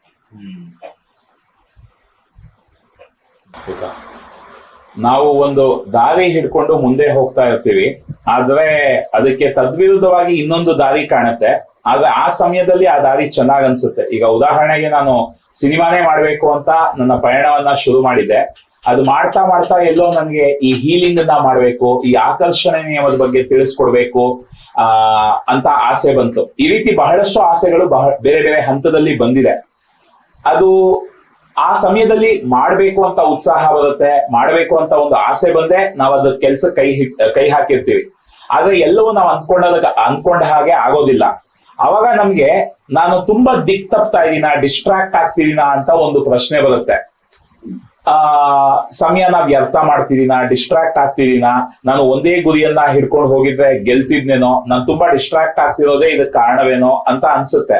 ಆದ್ರೆ ಆ ಸಮಯದಲ್ಲಿ ಸ್ಟ್ರಾಂಗ್ ಆಗಿ ಇಲ್ಲ ಇದು ಕೆಲಸ ಮಾಡುತ್ತೆ, ಇದೇನೋ ಮಾಡ್ಬೇಕು ಅನ್ನಿಸ್ತಾ ಇದೆ ಅಂತ ನಾನು ಅದನ್ನ ಕೈಗೆ ಎತ್ಕೊಂಡಿದೀನಿ. ಆದ್ರೆ ಒಂದು ನಾನೇನ್ ಗಮನಿಸಿದೀನಿ, ಈ ಜೀವನವನ್ನ ಬಾಳ್ತಾ ಬಾಳ್ತಾ ಬರ್ತಿದ್ದ ಹಾಗೆ ನಂಗೆ ಏನ್ ಗೊತ್ತಾಗಿದೆ ಅಂದ್ರೆ, ನಾವು ಸಣ್ಣದಾಗಿರ್ಲಿ ದೊಡ್ಡದಾಗಿರ್ಲಿ ಏನೆಲ್ಲ ಮಾಡ್ತಾ ಬಂದಿದೀವಿ, ಏನೆಲ್ಲ ಕಲಿತಾ ಬಂದಿದೀವಿ, ಎಲ್ಲೋ ಒಂದ್ ಕಡೆ ಎಲ್ಲ ಬಂದು ಸೇರ್ಕೊಂಡಿದೆ, ಎಲ್ಲದಕ್ಕೂ ಒಂದು ಅರ್ಥ ಬಂದು ಸೇರ್ಕೊಂಡಿದೆ. ಎಲ್ಲವೂ ಒಂದಕ್ಕೊಂದು ಸೇರ್ಕೊಂಡು ಇವತ್ತು ನನ್ನ ವ್ಯಕ್ತಿತ್ವ ಆಗ್ಲಿ ನನ್ನ ಜೀವನ ಆಗ್ಲಿ ರೂಪುಗೊಂಡಿದೆ. ಸೊ ಇದ್ರ ಬಗ್ಗೆ ನಿಮ್ಮ ಅಭಿಪ್ರಾಯ ಏನ್ ಹೇಳ್ತೀರಾ? ಈ ತರ ಇದು ಡಿಸ್ಟ್ರಾಕ್ಷನ್ ಅಥವಾ ಇದು ಜಸ್ಟ್ ಯೂನಿವರ್ಸ್ ಪ್ಲಾನ್? ಆ ಸಮಯದಲ್ಲಿ ಕಷ್ಟ ಅನ್ಸುತ್ತೆ, ಯೂನಿವರ್ಸ್ ಪ್ಲಾನ್ ಅಂತ ಆ ಸಮಯದಲ್ಲಿ ನಂಬೋದು ಕಷ್ಟ ಆಗುತ್ತೆ. ಆದ್ರೆ ಎಷ್ಟೊಂದ್ ಸರ್ತಿ ಲಾಂಗ್ ರನ್ ಅಲ್ಲಿ ನನ್ಗೆ ಅರ್ಥ ಆಗಿದೆ, ಇದಕ್ಕೆ ಯೂನಿವರ್ಸ್ ಇದು ಮಾಡಿಸ್ತಿತ್ತು ಅಂತ. ಸೊ ಇದ್ರ ಬಗ್ಗೆ ನೀವೇನ್ ಹೇಳ್ತೀರಾ ಅಶ್ವಥ್ ಅವ್ರೆ? ನಾವು ಚಿಕ್ಕ ವಯಸ್ಸಿಂದನು ನಾವು ಅಂತ ಮಾತಾಡಿದಾಗ ನಾವು ನಿಮ್ ಪರ ಮಾತಾಡ್ತಾ ಇದ್ದೀವಿ, ಮನುಷ್ಯರ ಪರವಾಗಿ. ಚಿಕ್ಕ ವಯಸ್ಸಿಂದನು ಮಕ್ಕಳಿಗೆ ಏನ್ ಹೇಳ್ಕೊಡ್ತಾರೆ ಗೊತ್ತಾ? Jack of all master of ನನ್ ಆಗ್ಬೇಡ, ನೀನ್ ಒಂದರಲ್ಲೇ ಮಾಸ್ಟರ್ ಆಗಿರೋ. ಚಿಕ್ಕ ವಯಸ್ಸಿಂದ ನಿಮ್ ಮನೇಲೂ ಹೇಳ್ಕೊಟ್ಟಿರ್ಬೋದು. ಸೊ ಅರ್ಪಿತಾ ಅವ್ರ ಮನೇಲಿ ತುಂಬಾ ಇತ್ತು. ಜಾಕ್ ಆಫ್ ಆಲ್ ಆಗ್ಬಿಟ್ಟಿದ್ಯಾ ಅಂದ್ರೆ ನೀನ್ ಏನಕ್ಕೂ ಪ್ರಯೋಜನ ಇಲ್ಲ, ಮಾಸ್ಟರ್ ಆಫ್ ಒನ್ ಆಗ್ಬೇಕು, ಒಂದನ್ನೇ ನೋಡ್ಬೇಕು, ನೇರವಾಗಿ ದಿಟ್ಟವಾಗಿ ಅದನ್ನೇ ಮಾಡ್ಬೇಕು ಅಂತ. ಆದ್ರೆ ಹಂಗ ಮಾಡಿದಾಗ ಕಂಡೀಷನ್ ಹಿಂಗಾಗಿರುತ್ತೆ ಮಕ್ಕಳಿಗೆ ಅಂದ್ರೆ, ಈಗ ನೀವು ಕೇಳಿದ್ರಲ್ಲ, ಅದು ನಾನು ಇದನ್ ಬಿಟ್ಟು ಬೇರೆ ಮಾಡಿದ್ರೆ ನಾನು ಸೋದೋಗ್ತಾ ಇದ್ದೀನಾ, ನಾನು ತಪ್ಪದಾರಿ ಹಿಡಿತಾ ಇದ್ದೀನಾ ಅಂತ ಅನ್ಸಕ್ ಶುರು ಆಗುತ್ತೆ. ನಮ್ ಪ್ರಕಾರ ಹೆಂಗೆ ಗೊತ್ತಾ, ಜಾಕ್ ಆಫ್ ಆಲ್ ಆಗಿರೋದು ಬಹಳ ಒಳ್ಳೇದು ಅಂತ. ಯಾಕಂದ್ರೆ ಲೈಫ್ ಅಲ್ಲಿ ನಿಮ್ಗೆ ಸಾಕಷ್ಟು ಆಪರ್ಚುನಿಟೀಸ್ ಇರುತ್ತೆ. ನಾವ್ ಆಗ್ಲೇ ಹೇಳಿದ್ವಿ, ಯಾವತ್ತು ಬಸ್ ಒಂದ್ಸಲ ಬರಲ್ಲ. ಈಗ ಹೋಗ್ ಮಿಸ್ ಆಗ್ಬಿಡ್ತು ಅಂದ್ರೆ ಹೋಯ್ತು ಅಷ್ಟೇ, ನಿಮ್ ಜೀವಮಾನದಲ್ಲಿ ನಿಂಗೆ ಬರಲ್ಲ. ಆ ತರ ಯಾವತ್ತೂ ಇಲ್ಲ ಯೂನಿವರ್ಸ್ ಅಲ್ಲಿ, ಬರ್ತಾನೆ ಇರುತ್ತೆ. ಸೊ ನೀವ್ ಮಾಸ್ಟರ್ ಆಫ್ ಒನ್ ಆಗೋ ಬದಲು ಜಾಕ್ ಆಫ್ ಆಲ್ ಆಗಿರೋ ತುಂಬಾ ಒಳ್ಳೇದು. ಯಾಕಂದ್ರೆ ಹಾರಿಜಾಂಟಲ್ ಎಕ್ಸ್ಪೋಜರ್ ಲೈಫ್ ಅಲ್ಲಿ ಬಹಳ ಮುಖ್ಯ. ಹಂಗಿದ್ರೆ ತಾನೇ ನಿಮ್ಗೆ ಏನ್ ಇಂಟ್ರೆಸ್ಟ್ ಅಂತ ನಿಮಗ್ ಗೊತ್ತಾಗತ್ತೆ. ಇವಾಗ ಉಪ್ಪು ಹುಳಿ ಖಾರ ಎಲ್ಲ ಸಿಹಿ ಎಲ್ಲ ತಿಂದ್ರೆ ತಾನೇ ನಿಮ್ಗೆ ಯಾವ್ಯಾವ್ ಟೇಸ್ಟ್ ಅಂತ ನೋಡ್ಕೊಂಡು ನಿಮಗ್ ಯಾವ್ದು ಇಷ್ಟ ಅಂತ ಹೇಳೋದು. ಅದೆಲ್ಲ ಗೊತ್ತಿಲ್ಲ, ನೀವ್ ಸಿಹಿ ಮಾತ್ರ ತಿನ್ಬೇಕು ಅಂತ ಬರೀ ಸ್ವೀಟ್ ತಿನ್ಸ್ತಿದ್ರೆ ಬೇರೆ ಇದ್ರದ್ದು ನಿಮ್ಗೆ ಯಾವಾಗ ಗೊತ್ತಾಗತ್ತೆ? ಸೊ ಜೀವನ ಆತರ, ಇದ್ರಲ್ಲಿ ಎಲ್ಲಿನೂ ಇದೇ ಕರೆಕ್ಟು ಇದು ತಪ್ಪು ಹಿಂಗ್ ಮಾಡಿದ್ರೇನೆ ಜೀವನ ಸಕ್ಸಸ್ಫುಲ್ ಅಂತ ಏನಿಲ್ಲ. ಸಾವಿರ ದಾರಿ ಇದೆ. ಸೊ ಜಾಕ್ ಆಫ್ ಆಲ್ ಆಗೋದು ಬಹಳ ಒಳ್ಳೇದು. ನಿಮ್ಗೆ ಲೈಫಲ್ಲಿ ಎಕ್ಸ್ಪೋಜರ್ ಇರುತ್ತೆ, ಅವಾಗ ನಿಮ್ಗೆ ಏನ್ ಬೇಕು ಅಂತ ಆರಿಸ್ಕೊಳಕ್ಕೆ ತುಂಬಾ ಈಸಿ ಆಗತ್ತೆ. ಅದು ಫಸ್ಟ್ ಥಿಂಗ್. ಎರಡನೇದು, ಇದೇ ಕರೆಕ್ಟು ಅದೇ ತಪ್ಪು ಅಂತ ಏನೂ ಇಲ್ಲ. ಒಂದು, ನೀವ್ ಏನ್ ಮಾಡ್ಬೇಕು ಅಂತ ನಿಮಗ್ ಅನ್ಸಿದೆ, ನೀವ್ ಅದನ್ನ ಖುಷಿಯಾಗಿ ಆರಿಸ್ಕೊಂಡ್ರ ಇಲ್ಲ ಬಲವಂತವಾಗಿ ಆರಿಸ್ಕೊಂಡ್ರ? ಆ ಸಮಯದಲ್ಲಿ ಖುಷಿಯಾಗಿ ಆರಿಸ್ಕೊಂಡಿರ್ತೀನಿ. ಇವತ್ತಿನ ಮೆಚುರಿಟಿಗೆ ಅವತ್ತಿನ ದಿನ ನೋಡಿದ್ರೆ ತಪ್ಪಾಗತ್ತೆ. ಹೌದು, ಆವತ್ತಿನ ದಿನ ನೀವ್ ಖುಷಿಯಾಗಿ ಆರಿಸ್ಕೊಂಡ್ರ ಇಲ್ಲ ಯಾರಾದ್ರೂ ಬಲವಂತವಾಗಿ ಇಲ್ಲ ನೀನ್ ಇದ್ದೇ ಮಾಡ್ಬೇಕಂತ ತಳ್ಳಿದ್ರ? ಇಲ್ಲ, ನಾನೇ ಆರಿಸ್ಕೊಂಡ್ರಿ ಅಲ್ವಾ? ಯಾಕಂದ್ರೆ ನಿಮ್ಗೆ ಅದು ಇಷ್ಟ ಆಯ್ತು. ಇವತ್ತು ನಿಮ್ಗೆ ಯಾಕಿದು ಪ್ರಶ್ನೆ ಬರ್ತಾ ಇದೆ ಅಂದ್ರೆ, ನೀವ್ ಅನ್ಕೊಂಡಷ್ಟು ಮಟ್ಟಿಗೆ ನೀವು ದೂರ ನಡೆಯಕ್ ಆಗಿಲ್ಲ, ಅದಕ್ ಬರ್ತಾ ಇದೆ ಅಷ್ಟೇ. ಸೊ ಇದ್ರಲ್ಲಿ ದಾರಿ ತಪ್ಪ? ಖಂಡಿತ ಇಲ್ಲ. ಗುರಿ ತಪ್ಪ? ಅದು ಖಂಡಿತ ಅಲ್ಲ. ಪ್ರಶ್ನೆ ಇಲ್ಲಿ ಮತ್ತೆ ಅದೇ ಹೇಳ್ತಾ ಇದೀವಿ, ಪೆಟ್ರೋಲ್ ಇಲ್ಲ ಅಷ್ಟೇ. ಈಗ ಎಲ್ಲಿನೂ ದಾರಿ ತಪ್ಪು ಅಂತ ಇಲ್ವೇ ಇಲ್ಲ. ಇವಾಗ ನೀವು ಸಿನಿಮಾ ಆರಿಸ್ಕೊಂಡಿದ್ರು ಅದು ಒಂದು ಒಳ್ಳೆ ದಾರಿ, ಈಗ ಇದನ್ನ ಆರಿಸ್ಕೊಂಡಿದ್ ಇದು ಒಳ್ಳೆ ದಾರಿ. ಇನ್ ಮುಂದೆ ನಿಮ್ಗೆ ಯಾಕಂದ್ರೆ ಲೈಫ್ ಎಕ್ಸ್ಪ್ಯಾಂಡ್ ಆಗ್ತಾ ಇರತ್ತೆ, ಎಲ್ಲೂ ನೀವು ಶ್ರಿಂಕ್ ಆಗಲ್ಲ. ಜೀವನನೇ ಆತರ. ನೀವು 1 ವರ್ಷ ಮಗು ಇದ್ದಾಗ ನೀವ್ ನೋಡಿದ ಪ್ರಪಂಚನೇ ಬೇರೆ, ಇವತ್ ನೀವ್ ನೋಡ್ತಿರೋದೇ ಬೇರೆ. ನಿಮಗೆ ಇನ್ 20 ವರ್ಷ ವಯಸ್ಸಾದ್ಮೇಲೆ ನೋಡೋ ಪ್ರಪಂಚನೇ ಬೇರೆ. ಪ್ರಪಂಚ ಎಕ್ಸ್ಪ್ಯಾಂಡ್ ಆಗ್ತಾ ಇರತ್ತೆ, ಆಸೆಗಳು ಎಕ್ಸ್ಪ್ಯಾಂಡ್ ಆಗತ್ತೆ, ಗುರಿನೂ ಎಕ್ಸ್ಪ್ಯಾಂಡ್ ಆಗತ್ತೆ. ನೀವು ಇಂಜಿನಿಯರಿಂಗ್ ಮಾಡುವಾಗ ಏನಿತ್ತು ಇವತ್ತಿಗೂ ಅದನ್ನೇ ಇಟ್ಕೊಂಡಿರಕ್ ಆಗೋದಿಲ್ಲ, ಸಾಧ್ಯನೇ ಇಲ್ಲ. ಮನುಷ್ಯ ಎಕ್ಸ್ಪ್ಯಾಂಡ್ ಆಗ್ತಾ ಇರ್ತಾನೆ. ಹಂಗಂತ ನಾವು ಬೇರೆ ಆರಿಸ್ಕೊಳ್ಳೋದು ತಪ್ಪು ಅಂತ ಯಾರು ಹೇಳಿದ್ರು? ನೀವು ಆರಿಸ್ಕೊಂಡಿರೋ ದಾರಿಗಳು ತಪ್ಪಲ್ಲ, ಯಾಕಂದ್ರೆ ಅಲ್ಲಿ ಸರಿ ಅಂತ ಏನು ಇಲ್ಲ. ಇದೇ ಸರಿ ಅಂತ ಹೇಳೋಕಲ್ಲಿ ಏನಿಲ್ಲ. ನೀವ್ ಆರಿಸ್ಕೊಂಡಿದ್ದೀರ ದಾರಿ, ಯಾಕಂದ್ರೆ ನೀವ್ ಸಿನಿಮಾನು ನೋಡಿದ್ರಿ, ಇದನ್ನು ನೋಡಿದ್ರಿ, ಅವೆರಡರಲ್ಲಿ ನಿಮ್ಗೆ ಇದು ಆಕರ್ಷಣೆ ಅನ್ನಿಸ್ತು, ಇದಕ್ ಬಂದಿದ್ದೀರಾ. ಸೊ ಇದ್ರಲ್ಲಿ ಏನು ಅಂದ್ರೆ, ಮುಂದಕ್ಕೆ ಹೆಂಗ್ ನಡಿಬೇಕು, ನಿಮ್ ಮುಂದಕ್ಕೆ ಹೋಗ್ಬೇಕಾ ಬೇಡವಾ ಅನ್ನೋದು ನಿಮ್ದೇ ಆಯ್ಕೆ. ಇಲ್ಲಿ ಯಾರು ಹೇಳಲ್ಲ ಇಲ್ಲ ನೀನ್ ಆರಿಸ್ಕೊಂಡ್ಬಿಟ್ಟಿದ್ಯಾ ನೀನ್ ಇಲ್ಲೇ ಇರ್ಬೇಕು ಅಂತ ಯಾರು ಹೇಳಲ್ಲ, ನಿಮ್ ಇಷ್ಟ. ಈಗ ನಿಮ್ಗೆ ಇದ್ರಲ್ಲಿ ಮುಂದುವರಿಬೇಕು ಅನ್ನೋ ಆಸೆ ಇದ್ರೆ ನೀವ್ ಇದಕ್ ಈ ಕಾರಲ್ಲಿ ಪೆಟ್ರೋಲ್ ತುಂಬ್ಕೊಂಡು ಮುಂದಕ್ಕೆ ಹೋಗಿ. ಬೇಡ ನಂಗೆ ಈ ಕಾರೇ ಬೇಡ, ನಂಗೆ ಇನ್ನೊಂದ್ ಕಾರ್ ನೋಡಿದೀನಿ ಅದು ಇಷ್ಟ ಆಯ್ತು ಅಂತಂದ್ರೆ ಅದಕ್ಕೆ ಹೋಗಿ, ಅಲ್ಲಿ ಪೆಟ್ರೋಲ್ ತುಂಬ್ಕೊಂಡು ಹೋಗಿ. ಅಷ್ಟೇ ಜೀವನ. ನಮ್ ಪ್ರಕಾರ ಜೀವನ ತುಂಬಾ ಸಿಂಪಲ್, ತುಂಬಾ ಈಸಿ. ಅದನ್ನ ಮನುಷ್ಯರು ಕಾಂಪ್ಲಿಕೇಟ್ ಮಾಡ್ಕೊಳ್ತಾರೆ ಅಷ್ಟೇ. ಅಂಡ್ ಇದ್ರಲ್ಲಿ ಏನಾಗುತ್ತೆ ಗೊತ್ತಾ, ಸಮಾಜ ಬಂದ್ಬಿಡುತ್ತೆ. ಫ್ಯಾಮಿಲಿನಲ್ಲಿ ಹೇಳೋದೇನಂದ್ರೆ, ಇವತ್ ಇದು ಮಾಡ್ತಾ ಇದ್ದೆ ಇದ್ಯಾ, ನಾಳೆ ಅದನ್ ಮಾಡ್ತೀಯ ಅಂದ್ರೆ ಏನ್ ಅನ್ಕೊಂತಾರೆ ಜನ, ಇವ್ನ್ ಯಾವ್ದ್ರಲ್ಲೂ ಸರಿಯಾಗಿ ಮಾಡಲ್ಲ ಅನ್ಕೊಂತ. ಅದೆಲ್ಲ ಅವ್ರವ್ರ ಒಪಿನಿಯನ್. ನಿಮ್ ಜೀವನ ನೀವ್ ಬಾಳಕ್ ಬಂದಿರೋದು, ಅವ್ರನ್ನ ಸಮಾಧಾನ ಮಾಡಕ ಬಂದಿದ್ದೀರಾ? ಇಲ್ಲ ತಾನೆ. ನಿಮ್ಗೆ ಏನ್ ಖುಷಿ ಕೊಡುತ್ತೆ? ಇನ್ಯಾರೋ ಹೇಳ್ತಾರೆ ಅಂತ ನಮ್ಗೆ ಇಷ್ಟ ಇಲ್ಲದೆ ಇದ್ರು ಹಗ್ಲು ರಾತ್ರಿ ಬೇಜಾರ್ ಮಾಡ್ಕೊಂಡು ಕಷ್ಟ ಪಟ್ಕೊಂಡು ಕೂಲಿಗೆ ಅವ್ರ ಕೆಲಸ ಮಾಡ್ತಾರಲ್ಲ, ಆ ತರ ಮಾಡ್ತೀನಿ ಯಾಕಂದ್ರೆ ಅವ್ರೇನ್ ಅನ್ಕೊಂಡ್ಬಿಡ್ತಾರೆ. ಹಂಗ್ ಯಾರು ಬಾಳಕ್ಕಾಗತ್ತೆ? ಹಂಗ್ ಬದುಕದೆಲ್ಲ ಅರ್ಥನೂ ಇರಲ್ಲ. ನೀವು ನಿಮ್ ಜೀವನ ಎಕ್ಸ್ಪ್ಯಾಂಡ್ ಮಾಡಕ್ ಬಂದಿದ್ದೀರಾ. ಅಂಡ್ ಜೀವಮಾನದಲ್ಲಿ ಯಾರು ಒಂದೇ ಗಾಡಿನೂ ಓಡಿಸಲ್ಲ. ಇವತ್ತೊಂದ್ ಸೈಕಲ್ ಇಟ್ಕೊಂಡಿರ್ತಾರೆ, ನಾಳೆ ಒಂದ್ ಯಾವ್ದೋ 2 ವೀಲರ್ ತಗೋತಾರೆ, ಇನ್ಯಾವ್ದೋ ಬೈಕ್ ತಗೋತಾರೆ, ಇನ್ಯಾವ್ದೋ ಹಾಗಾದ್ರೆ ಅದು ಪರವಾಗಿಲ್ವಾ? ನೀವು ಬೇರೆ ತಗೋತಾ ಇದ್ದೀರಲ್ಲ, ಅದ್ರಲ್ಲಿ ಯಾಕೆ ಯಾರೋ ಹೇಳಿ ಸೈಕಲ್ ತಗೊಂಡ್ಬಿಟ್ಟಿದೆ ನಿನ್ ಜೀವನ ಇಡೀ ಸೈಕಲ್ ಓಡಿಸ್ಬೇಕಂದ್ರೆ ಯಾಕೆ ಹೇಳಲ್ಲ? ಎಕ್ಸ್ಪಾನ್ಷನ್. ಹಂಗಂದ್ರೆ ಇದ್ರಲ್ಲಿ ಏನ್ ವ್ಯತ್ಯಾಸ ಇದೆ? ಇವತ್ತು ಇದು ಇಷ್ಟ ಆಯ್ತು ಮಾಡ್ತಾ ಇದ್ದೀನಿ, ನಾಳೆ ನಂಗೆ ಅನ್ಸ್ತು ಇಲ್ಲ ಅದು ಇಷ್ಟ, ಅದು ನನ್ಗೆ ಮನ್ಸಿಗೆ ಅದೇ ಹತ್ರ ಆಗ್ತಾ ಇದೆ, ಅದ್ರಲ್ಲಿ ಏನೋ ಒಂದ್ ಬೈಕ್ ತಗೊಂಡಿದೀನಿ, ಏನ್ ತಪ್ಪಿದ್ರಲ್ಲಿ ಅನ್ನೋ ತರ ಮನಸ್ಥಿತಿ ನಿಮಗ್ ಬರ್ಬೇಕು. ಯಾಕಂದ್ರೆ ನಿಮ್ ಜೀವನ. ಇವತ್ತೊಂದ್ ಮಾರುತಿ 800 ಇಟ್ಕೊಂಡಿದ್ದೀರಾ, ನಾಳೆ ನಿಮ್ಗೆ ಬೆನ್ಸ್ ಇಷ್ಟ ಆಗತ್ತೆ, ಹಂಗಂತ ತಗೋಬಾರ್ದಾ? ನಾನ್ ಮಾರುತಿಗೆ ಲಾಯಲ್ ಆಗಿರ್ಬೇಕಪ್ಪ, 800 ತಗೊಂಡ್ಬಿಡ್ತೀನಿ, ನನ್ ಜೀವಮಾನ ಇಡೀ ಇದನ್ನೇ ಓಡಿಸ್ತೀನಿ ಅಂತ ಯಾರು ಹೇಳಲ್ಲ. ಹಂಗೆ ಅವತ್ತು ಸಿನಿಮಾ ನಿಮ್ಗೆ ಇಷ್ಟ ಇತ್ತು, ಇವತ್ತು ನಿಮ್ಗೆ ಇದು ಇಷ್ಟ ಇದೆ, ನಾಳೆ ಇನ್ನೇನೋ ಇಷ್ಟ ಆಗತ್ತೆ. ಆದ್ರೆ ಇಲ್ಲಿ ಎಂಡ್ ಆಫ್ ದಿ ಡೇ ಏನ್ ಪ್ರಶ್ನೆ ಅಂದ್ರೆ, ನೀವ್ ಖುಷಿಯಾಗಿದ್ದೀರಾ? ಅದಷ್ಟೇ ಮುಖ್ಯ ಆಗೋದು. ಕಷ್ಟಗಳು ಸುಖ ಅನ್ನೋದೆಲ್ಲ ನಾವ್ ಕೊಡೋ ಮೀನಿಂಗ್ ಅಷ್ಟೇ.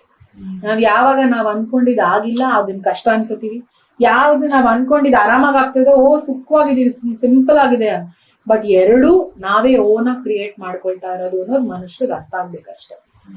ಸೊ ಹಂಗೆ ನೀವ್ ಗಾಡಿ ಹೆಂಗ್ ಬದಲಾಯಿಸ್ತಿರೋ ಹಂಗೆ, ಅದ್ರಲ್ಲಿ ತಪ್ಪು ಸರಿ ಏನೂ ಇಲ್ಲ.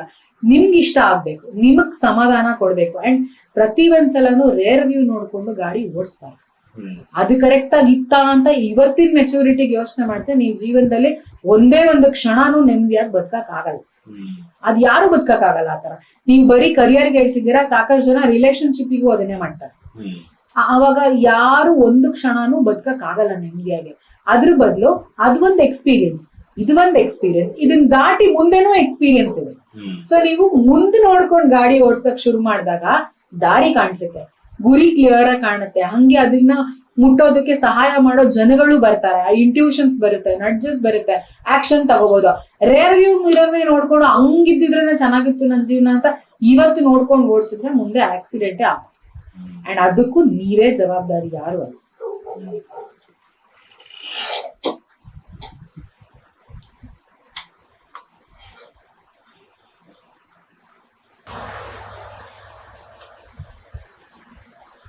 ನಮ್ಮ ಮಾತು ನಿಮ್ಗೆ ಕ್ಲಾರಿಟಿ ಕೊಡ್ತಾ ಇದೆಯಾ, ಇನ್ನೂ ಕನ್ಫ್ಯೂಷನ್ ಆಗ್ತಾ ಇದೆ? ಇಲ್ಲ, ಕ್ಲಾರಿಟಿ ಕೊಡ್ತಾ ಇದೆ.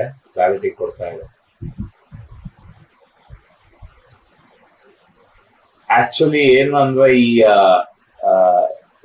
ಅದು ಹಲವಾರು ಕಾರಣಗಳು, ನೀವು ಹೇಳ್ದಂಗೆ ಹಲವಾರು ಕಾರಣಗಳಿಂದ ಈ ಸಮಾಜ ಯೋಚಿಸೋ ರೀತಿ ಒಂದು ರೀತಿ ಅಂದ್ರೆ, ನಾನ್ ಯೋಚಿಸೋ ರೀತಿ ಇನ್ನೊಂದು ರೀತಿ ಇದೆ. ಸೊ ಎಷ್ಟೊಂದ್ ಕಡೆ ಅದು ಕಾನ್ಫ್ಲಿಕ್ಟ್ಸ್ ಕ್ರಿಯೇಟ್ ಆಗಿರೋದುಂಟು. ಅಂದ್ರೆ ನಮ್ಮ ಮನೆಯವರು ಒಂದು ರೀತಿ ಯೋಚಿಸ್ತಾರೆ, ಮದ್ವೆ ಬಗ್ಗೆ ಹೀಗೆ ಇರಬೇಕು, ಇದೇ ಮದ್ವೆ ಅಂದ್ರೆ ಇದು, ಅಥವಾ ಏನೇನೋ ಒಂದೊಂದು ವಿಷಯದಲ್ಲೂ ಒಂದೊಂದು ಕಾನ್ಸೆಪ್ಟ್ ಹೇಳ್ತಾ ಹೋಗ್ತಾರೆ. ಆದ್ರೆ ನಮ್ಗೆ ಅದು ಅಪೀಲೇ ಆಗಲ್ಲ. ನಮ್ಗೆ ನಾವು ಯೋಚಿಸೋ ರೀತಿನೇ ಬೇರೆ. ಆದ್ರೆ ಅದೊಂಥರ ನಾವು ಆಡ್ ಒನ್ ಔಟ್ ತರ ಆಗ್ಬಿಡ್ತೀವಿ ಪ್ರತಿಯೊಂದು ಗ್ರೂಪ್ ಅಲ್ಲೂ. ಯಾಕಂದ್ರೆ ನಮ್ಗೆ ಎಲ್ಲರಿಗೂ ಖುಷಿ ಕೊಡುವಂತ ವಿಷಯ ನಮಗ್ ಖುಷಿ ಕೊಡೋದಿಲ್ಲ. ಆದ್ರೆ ಅದು ಈ ಸಮಾಜಕ್ಕೆ ಹೊಂದ್ಕೊಳ್ಳೋ ರೀತಿ ನಮ್ಮ ಗುರಿನೂ ಇದ್ಬಿಟ್ಟಿದ್ರೆ ಬಹಳ ಸುಲಭ ಆಗ್ಬಿಟ್ಟಿರೋದು ಲೈಫು. ಆರಾಮಾಗಿ ಅದನ್ನ ಮಾಡ್ಕೊಂಡು ಹೋಗೋದಿತ್ತು. ಆದ್ರೆ ನಮ್ಮ ಗುರಿನೇ ಬೇರೆ ಇದೆ, ನಮ್ಮ ಆಸೆಗಳೇ ಬೇರೆ ಇದೆ. ಅದು ಎಷ್ಟೊಂದ್ ಜನಕ್ಕೆ ಅರ್ಥ ಆಗ್ತಿರಲ್ಲ. ಅದು ಅಲ್ಲಲ್ಲಿ ಸಣ್ಣ ಕಾನ್ಫ್ಲಿಕ್ಟ್ ಗಳನ್ನ ಕ್ರಿಯೇಟ್ ಮಾಡ್ತಾ ಇರುತ್ತೆ. ಆದ್ರೆ ಮೊದಲು ಅದನ್ನ ಹ್ಯಾಂಡಲ್ ಮಾಡೋದಕ್ಕೆ ಗೊತ್ತಾಗ್ತಿರ್ಲಿಲ್ಲ. ಈಗ ನೀವು ಹೇಳ್ದಂಗೆ ಪೆಟ್ರೋಲ್ ಸ್ವಲ್ಪ ಜಾಸ್ತಿ ಆಗಿರೋದಕ್ಕೆ ಅದನ್ನ ಹ್ಯಾಂಡಲ್ ಮಾಡೋದಕ್ಕೆ ಕಲಿತಾ ಇದ್ದೀನಿ. ಅದನ್ನ ಹ್ಯಾಂಡಲ್ ಮಾಡೋದಕ್ಕೆ ಕಲಿತಾಗ ಅವರು ಪ್ರತಿಕ್ರಿಯೆ ನೀಡೋ ರೀತಿನೂ ಚೇಂಜ್ ಆಗ್ತಾನೆ ಇದೆ. ಸೊ ಆದ್ರೆ ಇನ್ನೂ ದೊಡ್ಡ ಕೆಲವು ಆಲೋಚನಾ ಕ್ರಮ ಏನಿದೆ ಅದೆಲ್ಲ ಈಗ್ಲೂ ಸಮಾಜ ಅದನ್ನ ಹ್ಯಾಂಡಲ್ ಮಾಡೋದಕ್ಕಾಗತ್ತಾ, ನಾನು ಅದನ್ನ ಹೇಳಿದ್ರೆ ಎಲ್ಲಿ ಅದನ್ನ ತೊಂದರೆ ಆಗ್ಬೋದು ಅನ್ನೋ ಆಲೋಚನೆಗಳು ಬರುತ್ತೆ.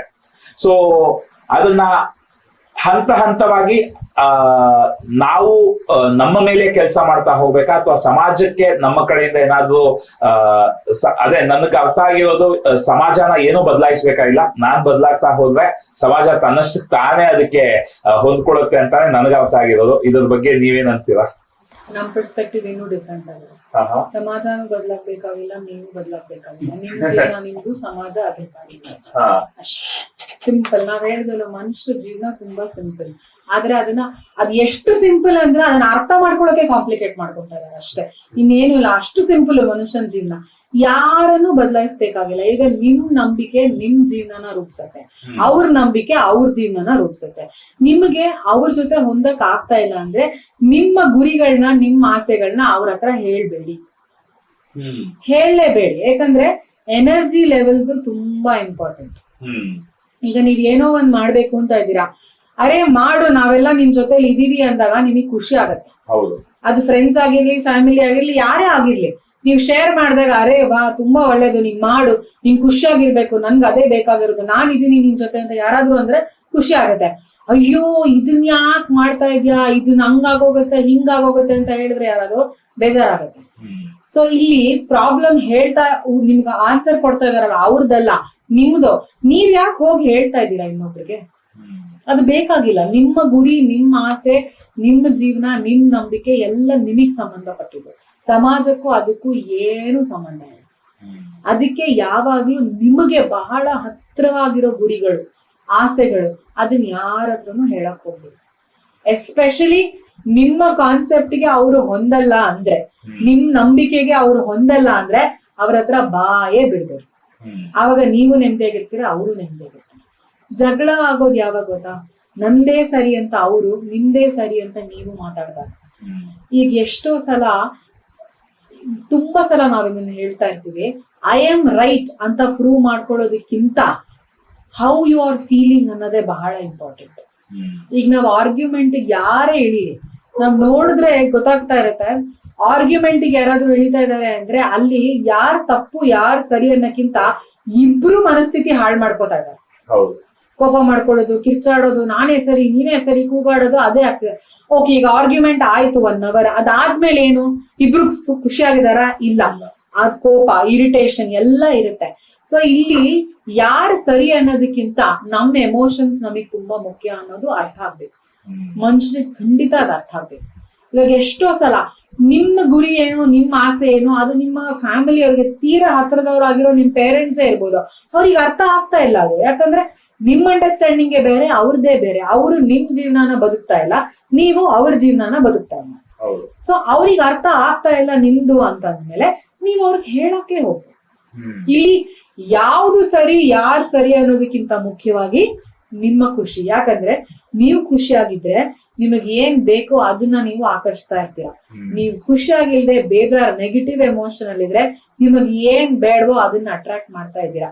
ಅಟ್ರಾಕ್ಷನ್ ಪವರ್ ಅಂತೂ ನಿಲ್ಲಲ್ಲ, ಅದು 100%. ಅಟ್ರಾಕ್ಷನ್ ಪವರ್ ನಿಲ್ಲಲ್ಲ. ನೀವು ನೆಗೆಟಿವ್ ಎಮೋಷನ್ ಅಲ್ಲಿ ಇದ್ದಷ್ಟು ನಿಮಗ್ ಬೇಡದೇ ಇರೋದನ್ನ ಅಟ್ರಾಕ್ಟ್ ಮಾಡ್ಕೋತಾ ಇದ್ದೀರಾ, ಪಾಸಿಟಿವ್ ಅಲ್ಲಿ ಇದ್ದಷ್ಟು ಬೇಕಾಗಿರೋದನ್ನ ಮಾಡ್ಕೋತಾರೆ. ಈ ಸಿಂಪಲ್ ಥಿಂಗ್ ಅರ್ಥ ಮಾಡ್ಕೊಂಡ್ಬಿಟ್ರೆ ಲಾ ಆಫ್ ಅಟ್ರಾಕ್ಷನ್ ಇನ್ನೇನು ಅರ್ಥ ಮಾಡ್ಕೋಬೇಕಾಗಿಲ್ಲ. ಸೊ ಆರ್ಗ್ಯೂ ಮಾಡೋದ್ರಿಂದ ಏನಾಯ್ತು, ನೆಗೆಟಿವ್ ಎಮೋಷನ್ ಬಂದ್ಬಿಟ್ರಿ. ಸೊ ಬೇಡದೇ ಇರೋದು ಅಟ್ರಾಕ್ಟ್ ಮಾಡ್ತಾ ಇದ್ದೀರಾ. ನಿಮಗ್ ಬೇಕಾ ಈ ಎಕ್ಸ್ಪೀರಿಯನ್ಸ್? ಬೇಡ ತಾನೆ. ಹಾಗಾದ್ರೆ ಆರ್ಗ್ಯುಮೆಂಟು ಬೇಡ, ನಿಂದೇ ಸರಿ, ಸುಮ್ಮನೆ ಆಗ್ಬಿಡೋದು. ಬಹಳ ಸಿಂಪಲ್ ಟೆಕ್ನಿಕ್ಸ್ ನಾವು ಹೇಳೋದು, ತುಂಬಾ ದೊಡ್ಡದಾಗಿ ಏನು ಮಾಡ್ಬೇಕಾಗಿಲ್ಲ. ನಿಮ್ಮ ಎಮೋಷನ್ಸ್ ನಿಮ್ಗೆ ಬಹಳ ಇಂಪಾರ್ಟೆಂಟ್. ಯಾಕಂದ್ರೆ ಅದೇ guiding force. Law of attraction ಹೆಂಗ್ ವರ್ಕ್ ಆಗ್ತಾ ಇದೆ ಅಂತ ನೀವು ಎಂತೆಂತ ಎಕ್ಸ್ಪರ್ಟ್ಸ್ ಕೇಳಿ, ಯಾರು ನಿಮಗೆ ಬಿಡಿಸಿ ಹೇಳಕ್ ಸಾಧ್ಯ ಇಲ್ಲ. ಈಗ ಗ್ರಾವಿಟಿ ಹೆಂಗ್ ವರ್ಕ್ ಆಗ್ತಾ ಇದೆ ಅಂತ ಅದನ್ನ ಹೆಂಗ್ ಹೇಳ್ತಾರೆ ಸೈಂಟಿಸ್ಟ್ಗಳು? ಹೇಳೋಕ್ಕಾಗಲ್ಲ. ಈಗ ಎಲೆಕ್ಟ್ರಿಕಲ್ ಪಾಯಿಂಟ್ ಇದೆ, ಅದ್ರ ಹಿಂದ್ಗಡೆ ಎಲೆಕ್ಟ್ರಿಸಿಟಿ ಹೆಂಗ್ ವರ್ಕ್ ಆಗ್ತಾ ಇದೆ ಹೆಂಗ್ ಹೇಳ್ತೀರಾ ನೀವು? ಎಕ್ಸ್ಪ್ಲೈನ್ ಮಾಡೋದಿಕ್ ಆಗಲ್ಲ. ಆದ್ರೆ ವರ್ಕ್ ಆಗ್ತಿದೆ ಅಂತ ಗೊತ್ತಲ್ವಾ? ಸೊ ಲಾ ಆಫ್ ಅಟ್ರಾಕ್ಷನ್ ಹಂಗೆ ವರ್ಕ್ ಆಗ್ತಿದೆ ಅಂತ ಗೊತ್ತು. ಇಷ್ಟೇ ಅರ್ಥ ಮಾಡ್ಕೋಬೇಕು. ನನ್ ಭಾವನೆ ನಂಗೆ ಇಂಪಾರ್ಟೆಂಟ್. ಯಾಕಂದ್ರೆ 2 ತರದ ಅಟ್ರಾಕ್ಷನ್. ಒಂದು ನಂಗೆ ಬೇಕಾಗಿರೋದು ಅಟ್ರಾಕ್ಟ್ ಮಾಡ್ತಾ ಇದೀನಿ, ಇನ್ನೊಂದು ನಂಗೆ ಬೇಡದಿರೋದು ಅಟ್ರಾಕ್ಟ್ ಮಾಡ್ತಾ ಇದೀನಿ. ಅದ್ ಹೆಂಗ್ ಗೊತ್ತಾಗುತ್ತೆ ನಂಗೆ ಬೇಕಾಗಿರೋದು ಮಾಡ್ತಾ ಇದೀನಾ ಬೇಡದಿರೋದು ಮಾಡ್ತಾ ಇದೀನಾ ಅಂದ್ರೆ ನಮ್ಮ ಎಮೋಷನ್ಸ್. ಅದು ಒಂದೇ ನಿಮ್ಗೆ ಹೇಳ್ತಾ ಇರೋದು ನೀವ್ ಏನನ್ನ ಅಟ್ರಾಕ್ಟ್ ಮಾಡ್ತಾ ಇದೀರಾ ಅಂತ. ಸೊ ಈ ಆರ್ಗ್ಯುಮೆಂಟ್ ಒಂದೇ ಅಲ್ಲ. ಇವಾಗ ಬೇಜಾರ್, ಯಾರೋ ಏನೋ ಅಂದ್ರು ನಿಮ್ಗೆ, ತುಂಬಾ ಮನ್ಸಿಗೆ ತಗೊಂಡ್ಬಿಡ್ತಾರೆ ಜನ. ಅಯ್ಯೋ ಇವ್ರು ನನ್ ತುಂಬಾ ಪ್ರೀತಿ ಪಾತ್ರರು, ಇವ್ರ ಬಾಯಿಂದ ಈ ತರ ಮಾತ್ ಬಂದ್ಬಿಡ್ತಲ್ಲ ಅಂತ ಅದನ್ನೇ ಪ್ಲೇ ಮಾಡ್ಕೋತಾ ಇರೋದು. ಓ ಇವ್ರು ನಂಗ್ ಹಿಂಗಂದ್ರು, ಇವ್ರು ಹಂಗಂದ್ರು ಅಂತ. ಅದರಿಂದ ಏನಾಗ್ತಾ ಇದೆ ಗೊತ್ತಾ? ಅಂದವ್ರು ಹೋದ್ರು, ಅಂದ್ಬಿಟ್ಟು ಹೊಡೋದ್ರು ಅವ್ರು. ನೀವ್ ಪ್ಲೇ ಮಾಡಿ ಮಾಡಿ ಮಾಡಿ ನೀವು ನೆಗೆಟಿವ್ ಎಮೋಷನ್ ಬರ್ತಾ ಇದೀರಾ. ಬೇಜಾರು, ದುಃಖ, ಫ್ರಸ್ಟ್ರೇಷನ್, ಕೋಪ ಎಲ್ಲ ಬರ್ತಾ ಇದೆ. ನೆಗೆಟಿವ್ ಎಮೋಷನ್ ಅಲ್ಲಿ ಇದೀರಾ. ಈಗ ಅದ್ ಏನ್ ಕ್ಲೂ ಕೊಡ್ತಾ ಇದೆ ನಿಮ್ಗೆ? ಬೇಡದೇ ಇರೋದನ್ನ ಅಟ್ರಾಕ್ಟ್ ಮಾಡ್ತಾ ಇದೆಯಾ ಅಂತ. ಇದು ಬೇಕಾ ಎಕ್ಸ್ಪೀರಿಯನ್ಸ್? ಬೇಡ ಅಂದ್ಮೇಲೆ ಅವ್ರು ಏನಾದ್ರೂ ಮಾತಾಡ್ಕೊಳ್ಳಿ, ನಿಮಗ್ ಹೆಂಗ್ ಬೇಕೋ ಹಂಗ್ ತಗೊಳ್ಳಿ. ನೀವು ಬಿ ಎನ್ ಆಪರ್ಚುನಿಸ್ಟ್ ಇನ್ ಥಿಂಕಿಂಗ್. ನಿಮಗ್ ಹೆಂಗ್ ಬೇಕೋ ಹಂಗ್ ತಗೊಳ್ಳಿ. ಅಯ್ಯೋ ಹುಚ್ಚ ಏನೋ ಬೈಕ್ ಬಂದಿದ್ದ ಅಂದ್ ಹೋದ ಅಂತ ನೀವ್ ಅನ್ಕೊಂಡ್ ಸುಮ್ನೆ ಆಗ್ಬಿಟ್ರೆ ನಿಮ್ಗೆ ಅದೇನು ಎಫೆಕ್ಟ್ ಆಗಲ್ಲ. ಅದೇ ಅವ್ರು ಅಂದ್ಬಿಟ್ರಲ್ಲ, ಈ ತರ ಮಾಡ್ಬಿಟ್ರು, ಅವರೇ ಮೋಸ ಮಾಡ್ತಾರೆ ಅಂತ ನಾನ್ ಅನ್ಕೊಂಡ್ ಆತರ ನೀವ್ ಯಾವಾಗ ಪ್ಲೇ ಮಾಡಕ್ ಶುರು ಮಾಡ್ತಿರೋ ನಿಮ್ಮ ಲಾ ಆಫ್ ಅಟ್ರಾಕ್ಷನ್ ಕ್ಲೂ ನಿಮಗ್ ಸಿಗ್ತಾ ಇದೆ, ನೀವ್ ತಗೋತಾ ಇಲ್ಲ ಕರೆಕ್ಟ್ ಆಗಿ. ಅನಾವಶ್ಯಕ ಬೇಡದೇ ಇರೋ ಎಕ್ಸ್ಪೀರಿಯನ್ಸ್. ಈಗ ಸಣ್ಣ ಪುಟ್ಟದೇ ಆಗ್ಲಿ, ಆರೋಗ್ಯ ಹಾಳು ಮಾಡ್ಕೊಳ್ಳೋದು, ಇಲ್ಲ ನಡ್ಕೊಂಡು ಹೋಗ್ತಾ ಇರ್ತಾರೆ, ಎಲ್ಲೋ ಒಂದ್ ಸಡನ್ ಆಗಿ ಸ್ಲಿಪ್ ಆಗಿ ಬೀಳ್ತಾರೆ, ಯಾವ್ದೋ ಒಂದ್ ಗಾಡಿ ಬಂದು ಗುದ್ದತ್ತೆ, ಇನ್ನೇನೋ ಒಂದ್ ಒಳ್ಳೆ ಸೇಲ್ಸ್ ಕಾಲ್ ಹೋಗ್ತಿರ್ತಾರ, ಆ ಕಾಲ್ ಮಿಸ್ ಆಗತ್ತೆ, ಎಲ್ಲೋ ಒಂದ್ ಲಾಸ್. ಸೊ ಇದೆಲ್ಲಾನು ಕ್ಲೂನೇ. ನಿಮ್ ನೆಗೆಟಿವ್ ಎಮೋಷನ್ಸ್ ಕ್ಲೂ ಕೊಡ್ತಾ ಇದೆ ನಿಮ್ಗೆ ಬೇಡದೇ ಇರೋದನ್ನ ಅಟ್ರಾಕ್ಟ್ ಮಾಡ್ತಾ ಇದೆಯಾ ಅಂತ. ಇದನ್ನ ಹೆಂಗ್ ಫ್ಲಿಪ್ ಮಾಡ್ಬೇಕು ಅಂದ್ರೆ ಪಾಸಿಟಿವ್ ಎಮೋಷನ್ ಬರ್ಬೇಕು. ಆ ಫ್ಲಿಪ್ಪಿಂಗ್ ಕೂಡ ಇವತ್ತು ಇಲ್ಲಿಂದ ಹಿಂಗ್ ಟಕ್ಕಂತ ಹಿಂಗ್ ಬಂದ್ಬಿಡಕ್ ಆಗಲ್ಲ. ಅದಕ್ಕೊಂದು ಪ್ರಾಸೆಸ್ ಫಾಲೋ ಮಾಡ್ಕೊಂಡು ಬರ್ಬೇಕು. ಈಗ 180 ಡಿಗ್ರಿಯಿಂದ ನೀವು 90 ಡಿಗ್ರಿಗೆ ಬಂದು ಆಮೇಲೆ ಈ ಕಡೆಗೆ ಬರ್ಬೇಕಾಗತ್ತೆ. ಸೊ ಆ ಪ್ರಾಸೆಸ್ ಫಾಲೋ ಮಾಡ್ಕೊಂಡ್ರೆ ಎಕ್ಸ್ಪೀರಿಯನ್ಸ್ ಬೇರೆ ಆಗುತ್ತೆ, ಬದಲಾಗ್ತಾ ಹೋಗುತ್ತೆ. ಸೊ ನಿಮ್ಮ ಜೀವನದಲ್ಲಿ ನೀವೇ you are the master creator of your life ಅಂದ್ಮೇಲೆ ಇದರಲ್ಲಿ ಯಾರ ಮಾತಾಗ್ಲಿ, ಯಾರ ಒಪಿನಿಯನ್ ಆಗ್ಲಿ, ಯಾರ ಭಾವನೆಗಳಾಗ್ಲಿ ಯಾವುದು ನಿಮಗೆ ಡೈರೆಕ್ಟ್ ಆಗಿ ಇಂಪ್ಯಾಕ್ಟ್ ಮಾಡ್ತಾ ಇಲ್ಲ. ಬಿಕಾಸ್ ನಿಮ್ ಎಮೋಷನ್ಸ್ ನಿಮ್ಗೆ ಇಂಪಾರ್ಟೆಂಟ್. ಇದನ್ನ ಅರ್ಥ ಮಾಡ್ಕೊಂಡ್ರೆ ಸಿಂಪಲ್ ಥಿಂಗು ಜೀವನನು ನಾವು ಅಷ್ಟೇ ಸಿಂಪಲ್ ಆಗಿ ಮಾಡ್ಕೊಂಡು ಹೋಗ್ಬೋದು. ಅಂಡ್ ನಾವ್ ಹೇಳ್ದಂಗೆ ಪೆಟ್ರೋಲ್ ಫಿಲ್ ಮಾಡ್ಕೊಂಡು ಹೋಗ್ತಾ ಇರ್ಬೋದು ಮುಂದಕ್ಕೆ. ನಾವು ಯಾವಾಗ ತುಂಬಾ ಬೇರೆಯವ್ರ ಒಪಿನಿಯನ್ ನ ಎಂಟರ್ಟೈನ್ ಮಾಡ್ತೀವಿ ಆವಾಗ್ಲೇ ಪ್ರಾಬ್ಲಮ್ ಬರೋದು. ಸೊ ನಿಮ್ ಗುರಿಗಳನ್ನಾಗ್ಲಿ, ನಿಮ್ಮ ಉದ್ದೇಶಗಳಾಗ್ಲಿ, ನಿಮ್ಮ ಆಸೆಗಳನ್ನಾಗ್ಲಿ ಯಾರು ನಿಮ್ಮ ನಂಬಿಕೆಗೆ ಹತ್ರ ಇಲ್ಲ, ಅವ್ರ ಬಿಲೀಫ್ ಸಿಸ್ಟಮೇ ಬೇರೆ, ನಿಮ್ ಬಿಲೀಫ್ ಸಿಸ್ಟಮೇ ಬೇರೆ ಅಂತ ಇದ್ದಾಗ ಶೇರ್ ಮಾಡಬೇಡಿ. ನಿಮ್ ಎಮೋಷನ್ಸ್ ನಿಮ್ಗೆ ಇಂಪಾರ್ಟೆಂಟ್. ಅದೇ ನಿಮ್ ಲೈಫ್ ನ ಕ್ರಿಯೇಟ್ ಮಾಡ್ತಿರೋದು. ಅವ್ರ ಎಮೋಷನ್ ನಿಮ್ ಲೈಫ್ ನ ಕ್ರಿಯೇಟ್ ಮಾಡಲ್ಲ. ಸೊ ಯಾರ ಜೀವನದಲ್ಲೂ ಯಾರು ಬಲವಂತವಾಗಿ ಹೋಗಿ ಏನನ್ನು ಅಸರ್ಟ್ ಮಾಡಕ್ ಆಗಲ್ಲ. ಈಗ ನಿಂಗೇನೋ ಬುದ್ಧಿ ಕಲಿಸ್ತೀನಿ ಅಂತ ಇನ್ಯಾರೋ ಬಂದು ಏನು ಮಾಡಕ್ ಆಗಲ್ಲ. ಅದು ನಿಮ್ ಜೀವನ. ಸೊ ನೀವೇ ತಗೊಳ್ಬೇಕು ಒಳಗಡೆ. ನೀವ್ ಒಳಗ್ ತಗೊಳಲ್ಲ ಅಂದ್ರೆ ಈಗ ಯಾರಾದ್ರೂ ಬಂದ್ ಏನಾದ್ರು ನಿಮ್ ಕೈ ಕೊಡಕ್ ಹೋದ್ರೆ ನೀವ್ ಕೈ ಕಟ್ಕೊಂಡ್ ನಿಂತ್ಕೊಂಡ್ಬಿಟ್ರೆ ಇಸ್ಕೊಳಲ್ಲ ಅಂತ ಅವ್ರು ಹೆಂಗ್ ಕೊಡ್ತಾರೆ ನಿಮ್ಗೆ? ನೀವ್ ಕೈ ಚಾಚಿ ತಗೊಂಡ್ರೆ ತಾನೇ ನಿಮಗ್ ಬರುತ್ತೆ ಅದು.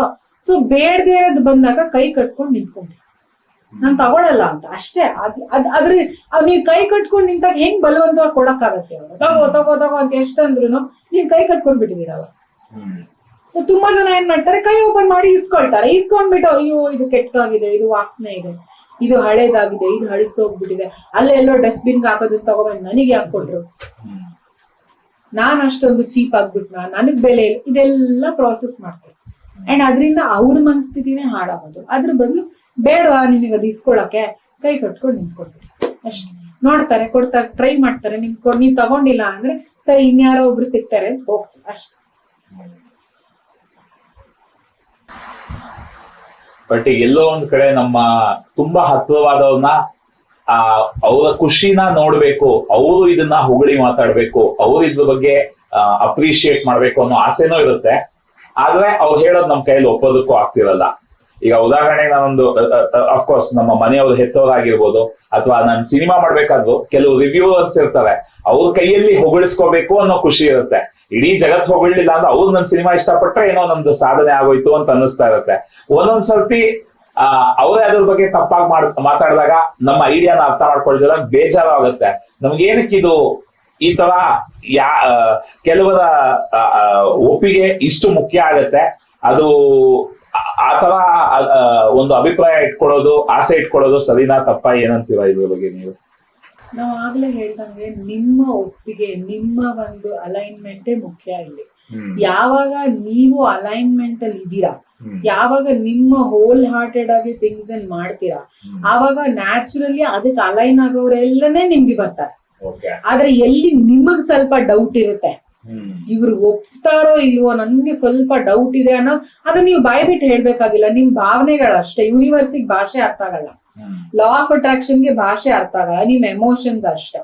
ಸೊ ನೀವ್ ಯಾವ ಎಮೋಷನ್ ಅಲ್ಲಿ ಇರ್ತೀರೋ ಅದಕ್ಕೆ ತಕ್ಕಂತ ಜನನ್ನೇ ಅಟ್ರಾಕ್ಟ್ ಮಾಡಿ. ಅದ್ರಲ್ಲಿ ಯಾವ ಒಂದು ಎಕ್ಸೆಂಪ್ಷನ್ ಇಲ್ಲ. ಅದು ಜನ ಒಪ್ಕೊಂಡ್ರು ಅಷ್ಟೇ. ತುಂಬಾ ಜನ ಕೆಲವರು ಹೇಳ್ತಾರೆ, ಹಂಗಂದ್ರೆ ಏನು ಆಕ್ಸಿಡೆಂಟ್ ಆಗ್ಲಿ ಅಂತ ನಾನೇನ್ ಕೇಳಿದ್ನ ಅಂತ ಹೇಳ್ತಾರೆ. ಬಟ್ ನಾವ್ ಯಾವಾಗ್ಲೂ ಸ್ವಲ್ಪ ಸ್ಟ್ರೈಟ್ ಆಗಿ ಮುಖದ ಮೇಲೆ ಹೇಳ್ತೀವಿ, ಎಸ್ ನೀವ್ ಕೇಳಿದ್ರಿ, ನೀವ್ ಆಕ್ಸಿಡೆಂಟ್ ಆಗ್ಲಿ ಅಂತ ಕೇಳಲಿಲ್ಲ. ಆದ್ರೆ ಆಕ್ಸಿಡೆಂಟ್ ಆದಾಗ ಅನುಭವಿಸ್ತಿದ್ದೀರಲ್ಲ ನೋವು, ಆ ಪೇನ್ನೇ ನೀವ್ ಕೇಳ್ತಾ ಇರೋದು. ಸೊ ಪ್ರತಿಯೊಂದು ಎಮೋಷನ್ ನೀವೇ ಅಟ್ರಾಕ್ಟ್ ಮಾಡೋದು. ನೀವ್ ಯಾರೋ ಒಬ್ರು ನನ್ ಸಿನಿಮಾ ಇಷ್ಟ ಆಗ್ಲಿ ಅಂತ ನೀವ್ ಅನ್ಕೊಂಡಿರ್ತೀರಾ, ಆದ್ರೆ ನಿಮ್ ಎಮೋಷನ್ ಏನಿದೆ, ಹರ್ಟ್ ಅಲ್ಲಿ ಇದ್ರೆ, ಡೌಟ್ ಅಲ್ಲಿ ಇದ್ರೆ, ಡಿಸ್ಬಿಲೀಫ್ ಅಲ್ಲಿ ಇದ್ರೆ, ಖಂಡಿತ ಅವ್ರು ಬಂದು ನಂಗೆ ಇಷ್ಟ ಆಗಿಲ್ಲ ಅಂತಾನೆ ಹೇಳೋಗ್ತಾರೆ. ಅವ್ರು ಹೇಳೋಗಾದ್ಮೇಲೆ ನಿಮ್ಗೆ ಏನ್ ಫೀಲ್ ಆಗುತ್ತೆ, ಅದೇ ಹರ್ಟ್. ಬಿಕಾಸ್ ನೀವ್ ಅದೇ ಎಮೋಷನ್ ಇರೋದು, ನಿಮಗ್ ಬೇರೆ ಸಿಗಕ್ ಸಾಧ್ಯನೇ ಇಲ್ಲ. Law of attraction very fair ಆಗಿ ವರ್ಕ್ ಮಾಡುತ್ತೆ. ಅದು ಅವ್ರು ನಿಮ್ಮ ಅಮ್ಮನ್ ತರ ಹೋಗ್ಲಿ ಬಿಡು ಬೇಜಾರ್ ಮಾಡ್ಕೊಂತಾನೆ ಉಲ್ಟಾ ಹೇಳೋಣ ಅಂತ ಏನ್ ಹೇಳಲ್ಲ ಯಾರಿಗೂ. ಸೊ ನೀವ್ ಏನ್ ಎಮೋಷನ್ ಅಲ್ಲಿ ಇರ್ತೀರಾ ಅದೇ ಎಮೋಷನ್ ಇಂದ ನೀವು ಅಟ್ರಾಕ್ಟ್ ಮಾಡೋದು. ಅದ್ರಲ್ಲಿ ಯಾವ ಎಕ್ಸೆಪ್ಷನ್ ಇಲ್ಲ. ಸೊ ನೀವು ಯಾವಾಗ ನೀವು ಕೆಲಸ ಮಾಡ್ತೀರಾ ಆವಾಗ ನಿಮ್ ಎಮೋಷನ್ಸ್ ತುಂಬಾ ಮುಖ್ಯ. ಜೀವನದಲ್ಲಿ ನಿಮ್ ಎಮೋಷನ್ಸ್ ಗಿಂತ ಮೀರಿದ್ದು ಇನ್ನೇನೂ ಇಲ್ಲ. ನೀವ್ ಈ ಫಿಸಿಕಲ್ ವರ್ಲ್ಡ್, ಈ ಲೈಫ್, ಈ ಅರ್ತ್ ಅನ್ನೋ ಫಿಸಿಕಲ್ ಲೈಫ್ ಎಕ್ಸ್ಪೀರಿಯನ್ಸ್ ಅಲ್ಲಿ ಏನಿದ್ದೀರಾ ಅದರಲ್ಲಿ ಎಮೋಷನ್ಸ್ಗೆ ಮೀರಿದ್ದು ಇನ್ನೇನು ಇಲ್ಲ. ನಿಮ್ಮ ಬಿಲೀಫ್ ಕೂಡ ನಿಮ್ ಎಮೋಷನ್ಸ್ ತಾನೇ ಇರುತ್ತೆ. ಸೊ ಎಮೋಷನ್ಸ್ಗೆ ಮೀರಿದ್ದು ಇನ್ನೇನು ಇಲ್ಲ.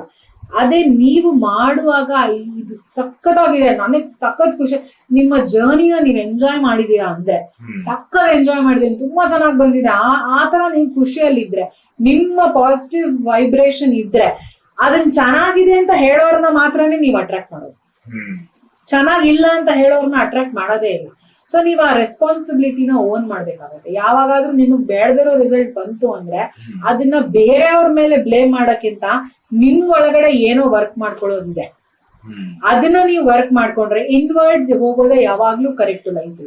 ಔಟ್ವರ್ಡ್ಸ್ ಹೋದ್ರೆ ನಿಮ್ಗೆ ಯಾವ್ದು ಸರ್ಕಮ್ಸ್ಟೆನ್ಸಸ್ ನಿಮ್ ಕೈಯಲ್ಲಿ ಇಲ್ಲ. ಅವ್ರ ಜೀವನ, ಅವ್ರ ಭಾವನೆ, ಅವ್ರ ಒಪಿನಿಯನ್ ನಿಮ್ ಕೈಯಲ್ಲಿ ಇಲ್ಲ, ಆದ್ರೆ ನಿಮ್ದು ನಿಮ್ ಕೈಯಲ್ಲಿದೆ. ಸೊ ಇನ್ವರ್ಡ್ ಜರ್ನಿ ತಗೊಂಡಾಗ ಏನಾಗುತ್ತೆ, ನಿಮ್ ಭಾವನೆಗೆ ಮ್ಯಾಚ್ ಆಗುವಂತ ಜನ ಮಾತ್ರನೇ ಅಟ್ರಾಕ್ಟ್ ಮಾಡ್ತೀವಿ. ಅದಕ್ಕೆ ಮ್ಯಾಚ್ ಆಗದೆ ಇರೋರ ನಿಮ್ಮ ಅವೇರ್ನೆಸ್ಗೆ ಬರಲ್ಲ. ನೀವು ಇನ್ವಿಟೇಷನ್ ಕೊಟ್ಟಿದ್ರು ಅವ್ರಿಗೆ ತಲುಪಿರಲ್ಲ, ಅವ್ರು ರಿವ್ಯೂ ಮಾಡಕ್ಕೂ ಬರಲ್ಲ. ಯಾಕಂದ್ರೆ ನಿಮ್ಮ ಅವರ ವೈಬ್ರೇಷನ್ ಮ್ಯಾಚೇ ಆಗ್ತಾ ಇಲ್ಲ. ಸೊ ಇಲ್ಲಿ ಮುಖ್ಯವಾದ ಅಂಶ ಅಂದ್ರೆ ನಮ್ಮ ಭಾವನೆನೆ, ನಮ್ಮ ಭಾವನೆಯನ್ನ ನಿಯಂತ್ರಣ ಮಾಡೋದು ಅಷ್ಟೇ.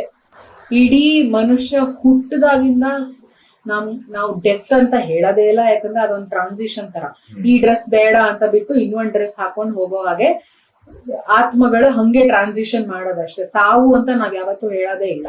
ಬಟ್ ನೀವು ಹುಟ್ಟದಾಗಿಂದ ಟ್ರಾನ್ಸಿಷನ್ ಮಾಡೋ ತನಕ ಇಡೀ ಎಷ್ಟೇ ವರ್ಷ ಬದುಕ್ಲಿ ಒಬ್ಬ ಮನುಷ್ಯ, 100 ವರ್ಷ ಬದುಕಿದ್ರು ಈ 100 ವರ್ಷದಲ್ಲೂ ಒಂದೇ ಒಂದ್ ಥಿಂಗ್ ಏನ್ ಬಹಳ ಮುಖ್ಯ ಲೈಫ್ ಅಲ್ಲಿ ಅಂದ್ರೆ ಎಮೋಷನ್ಸ್ ಅಷ್ಟೇ. Because creation happens in emotions ಅಷ್ಟೇ.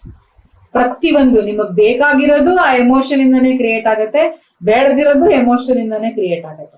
ಸೊ ನಮ್ಮ ಇಡೀ ಆಯಸ್ಸಲ್ಲಿ ನಾವ್ ಏನ್ ಒಂದ್ ಥಿಂಗ್ ಇಂಪಾರ್ಟೆಂಟ್ ಆಗಿ ನೋಡ್ಕೋಬೇಕು ಅಂದ್ರೆ ಎಮೋಷನ್ಸ್. ಸಾಧ್ಯವಾದಷ್ಟು ಖುಷಿಯಾಗಿರೋ ಎಮೋಷನ್ನೇ ನೀವು ಆರಿಸ್ಕೊಂಡಾಗ ನಿಮಗ್ ಬೇಕಾಗಿದ್ದೇ ಸಿಗುತ್ತೆ. ಇವಾಗ ಆರೋಗ್ಯ, ಎಲ್ರಿಗೂ ಹೆಲ್ದಿ ಆಗಿರ್ಬೇಕು ಅಂತಾನೆ ಇಷ್ಟ. ಯಾರು ನನ್ ಸಿಕ್ಕಾಗಿ ಮಲಗ್ಬೇಕಂತ ಇಷ್ಟಪಡ್ತಾರೆ?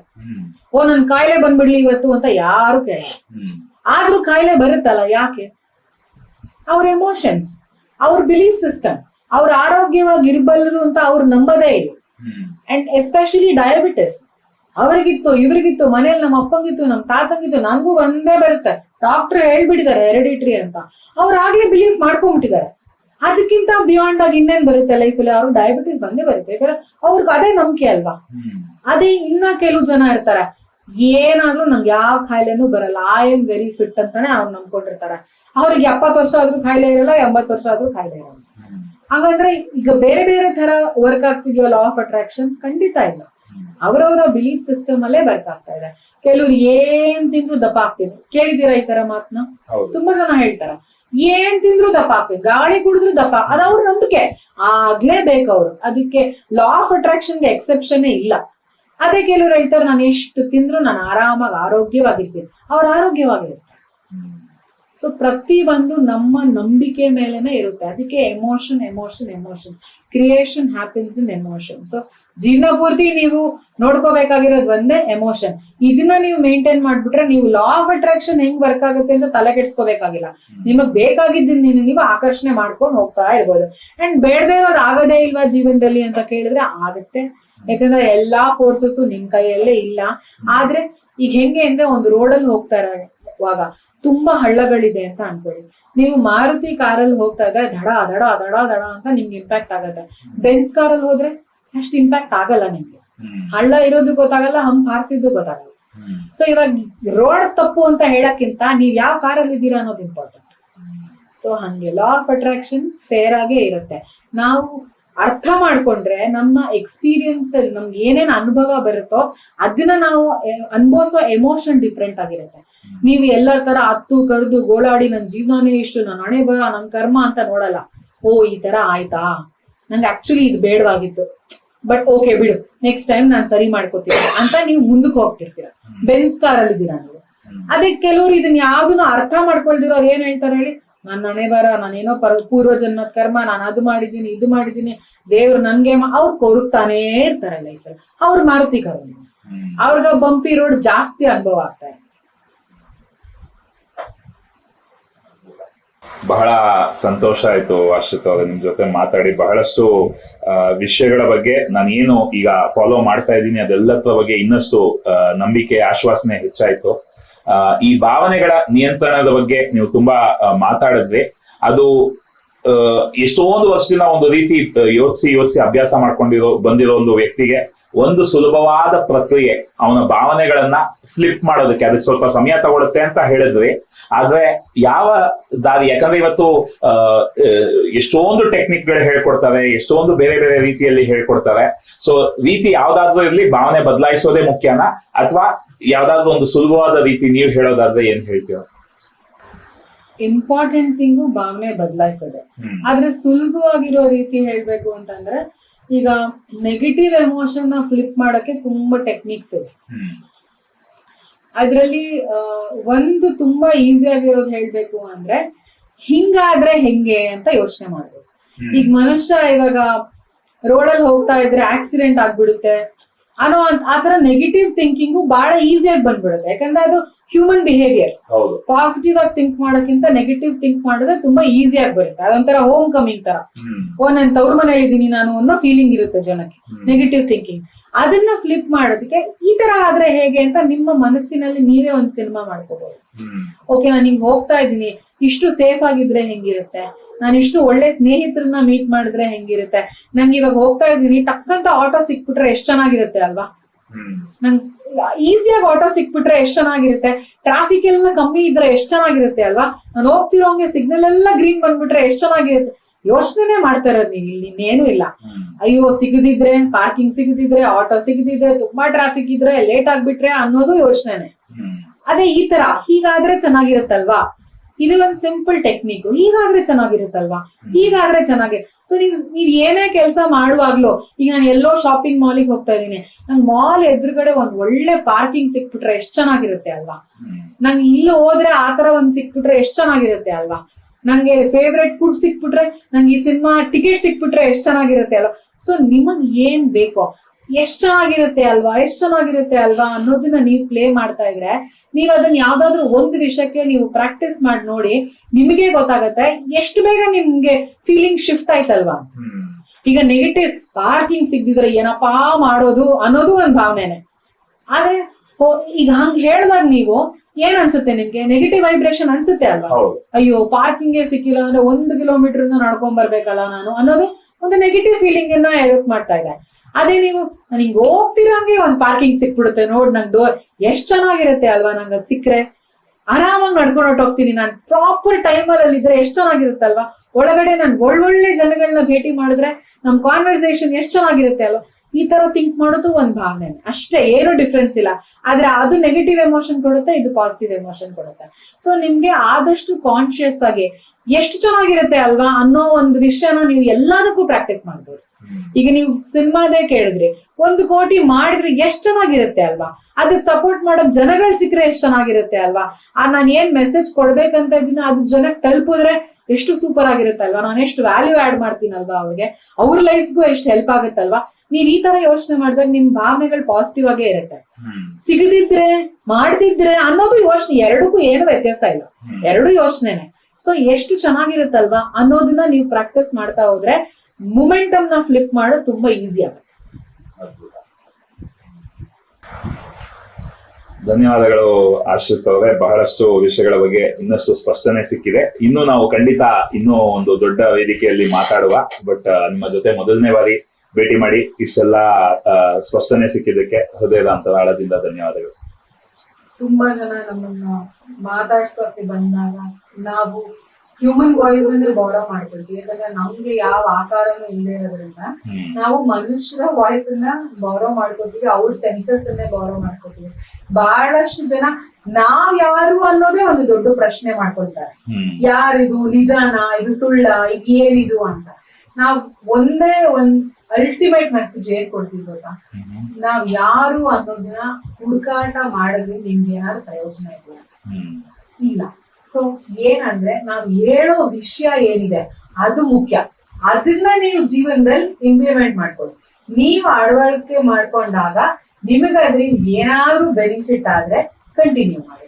ಇಲ್ಲ ನನಗಿದು ಸರಿ ಹೋಗ್ತಿಲ್ಲ, ನನಗಿದು ಬೇಡ ಅನ್ಸಿದ್ರೆ ಬಿಟ್ಬಿಡಿ. ಸೊ ಜೀವನದಲ್ಲಿ ಮತ್ತೆ ವಾಪಸ್ ಬರೋದಾದ್ರೆ ನಿಮ್ಮ ಅನುಭವನೇ ಮುಖ್ಯ. ಸೊ ಯಾವ್ದು ಸರಿ ಯಾವ್ದು ತಪ್ಪು, ಆಶ್ರಿತ್ ಯಾರು ಏನು ಅಂತ ನೀವು ಹುಡ್ಕೊಂಡು ಹೋಗೋದಕ್ಕಿಂತ ನಾವ್ ಯಾವಾಗ್ಲೂ ಹೇಳೋದು ನಮ್ ಮೆಸೇಜ್ ತಗೊಳ್ಳಿ, ಇಂಪ್ಲಿಮೆಂಟ್ ಮಾಡಿ. ಬೆನಿಫಿಟ್ ಆಯ್ತಾ ಮುಂದೆ ಬರ್ಸಿ, ನಿಮ್ಗೆ ಬೆನಿಫಿಟ್ ಆಗ್ತಾ ಇಲ್ವಾ ಬಿಟ್ಬಿಟ್ಟು ಮುಂದೆ ಹೋಗಿ. ಯಾಕಂದ್ರೆ ನಾವು ಒಬ್ಬರೇ ಟೀಚರ್ಸ್ ಅಲ್ಲ, ಪ್ರಪಂಚದಲ್ಲಿ ಕೋಟ್ಯಾಂತರ ಜನ ಟೀಚರ್ಸ್ ಇದ್ದಾರೆ. ಅಂಡ್ ಕಾಂಟ್ರಾಸ್ಟ್ ಎಲ್ಲಾ ಕಡೆನೂ ಇರುತ್ತೆ. ಯಾರಿಗೆ ಯಾವ್ದು ಜಾಸ್ತಿ ರೆಸನೇಟ್ ಆಗುತ್ತೆ ಆ ಕಡೆ ಹೋಗೋದೇ ಸರಿಯಾಗುತ್ತೆ. ಸೊ ಸಿಂಪಲ್ ಆಗಿ ಟೆಕ್ನಿಕ್ಸ್ ನಮ್ದೆಲ್ಲ ತುಂಬಾ ತುಂಬಾ ಈಸಿಯಾಗಿ ಜೀವನದಲ್ಲಿ ಯಾರ್ ಬೇಕಾದ್ರೂ ಕೂತಿರೋ ಜಾಗದಲ್ಲೇ ಅಳವಡಿಸ್ಕೊಳ್ಳುವಂತದನ್ನ ನಾವ್ ಹೇಳ್ಕೊಡೋದು. ಸೊ ಮಾಡಿ ನೋಡಿ, ಬೆನಿಫಿಟ್ ಇದ್ರೆ ಕಂಟಿನ್ಯೂ ಮಾಡಿ, ಇಲ್ಲ ಅಂದ್ರೆ ಆರಾಮಾಗಿ ಬಿಟ್ಬಿಟ್ಟು ಮುಂದೆ ಹೋಗ್ತಾರೆ. ನಮ್ ಅಲ್ಟಿಮೇಟ್ ಮೆಸೇಜಸ್ ಈ ಹ್ಯುಮ್ಯಾನಿಟಿಗೆ ಇದೆ. ನಿಮ್ ಜೊತೆ ಮಾತಾಡಿ ನಮಗೂ ತುಂಬಾ ಖುಷಿ ಆಯ್ತು. ಧನ್ಯವಾದಗಳು. ಇರೋದೊಂದೇ ಜೀವನ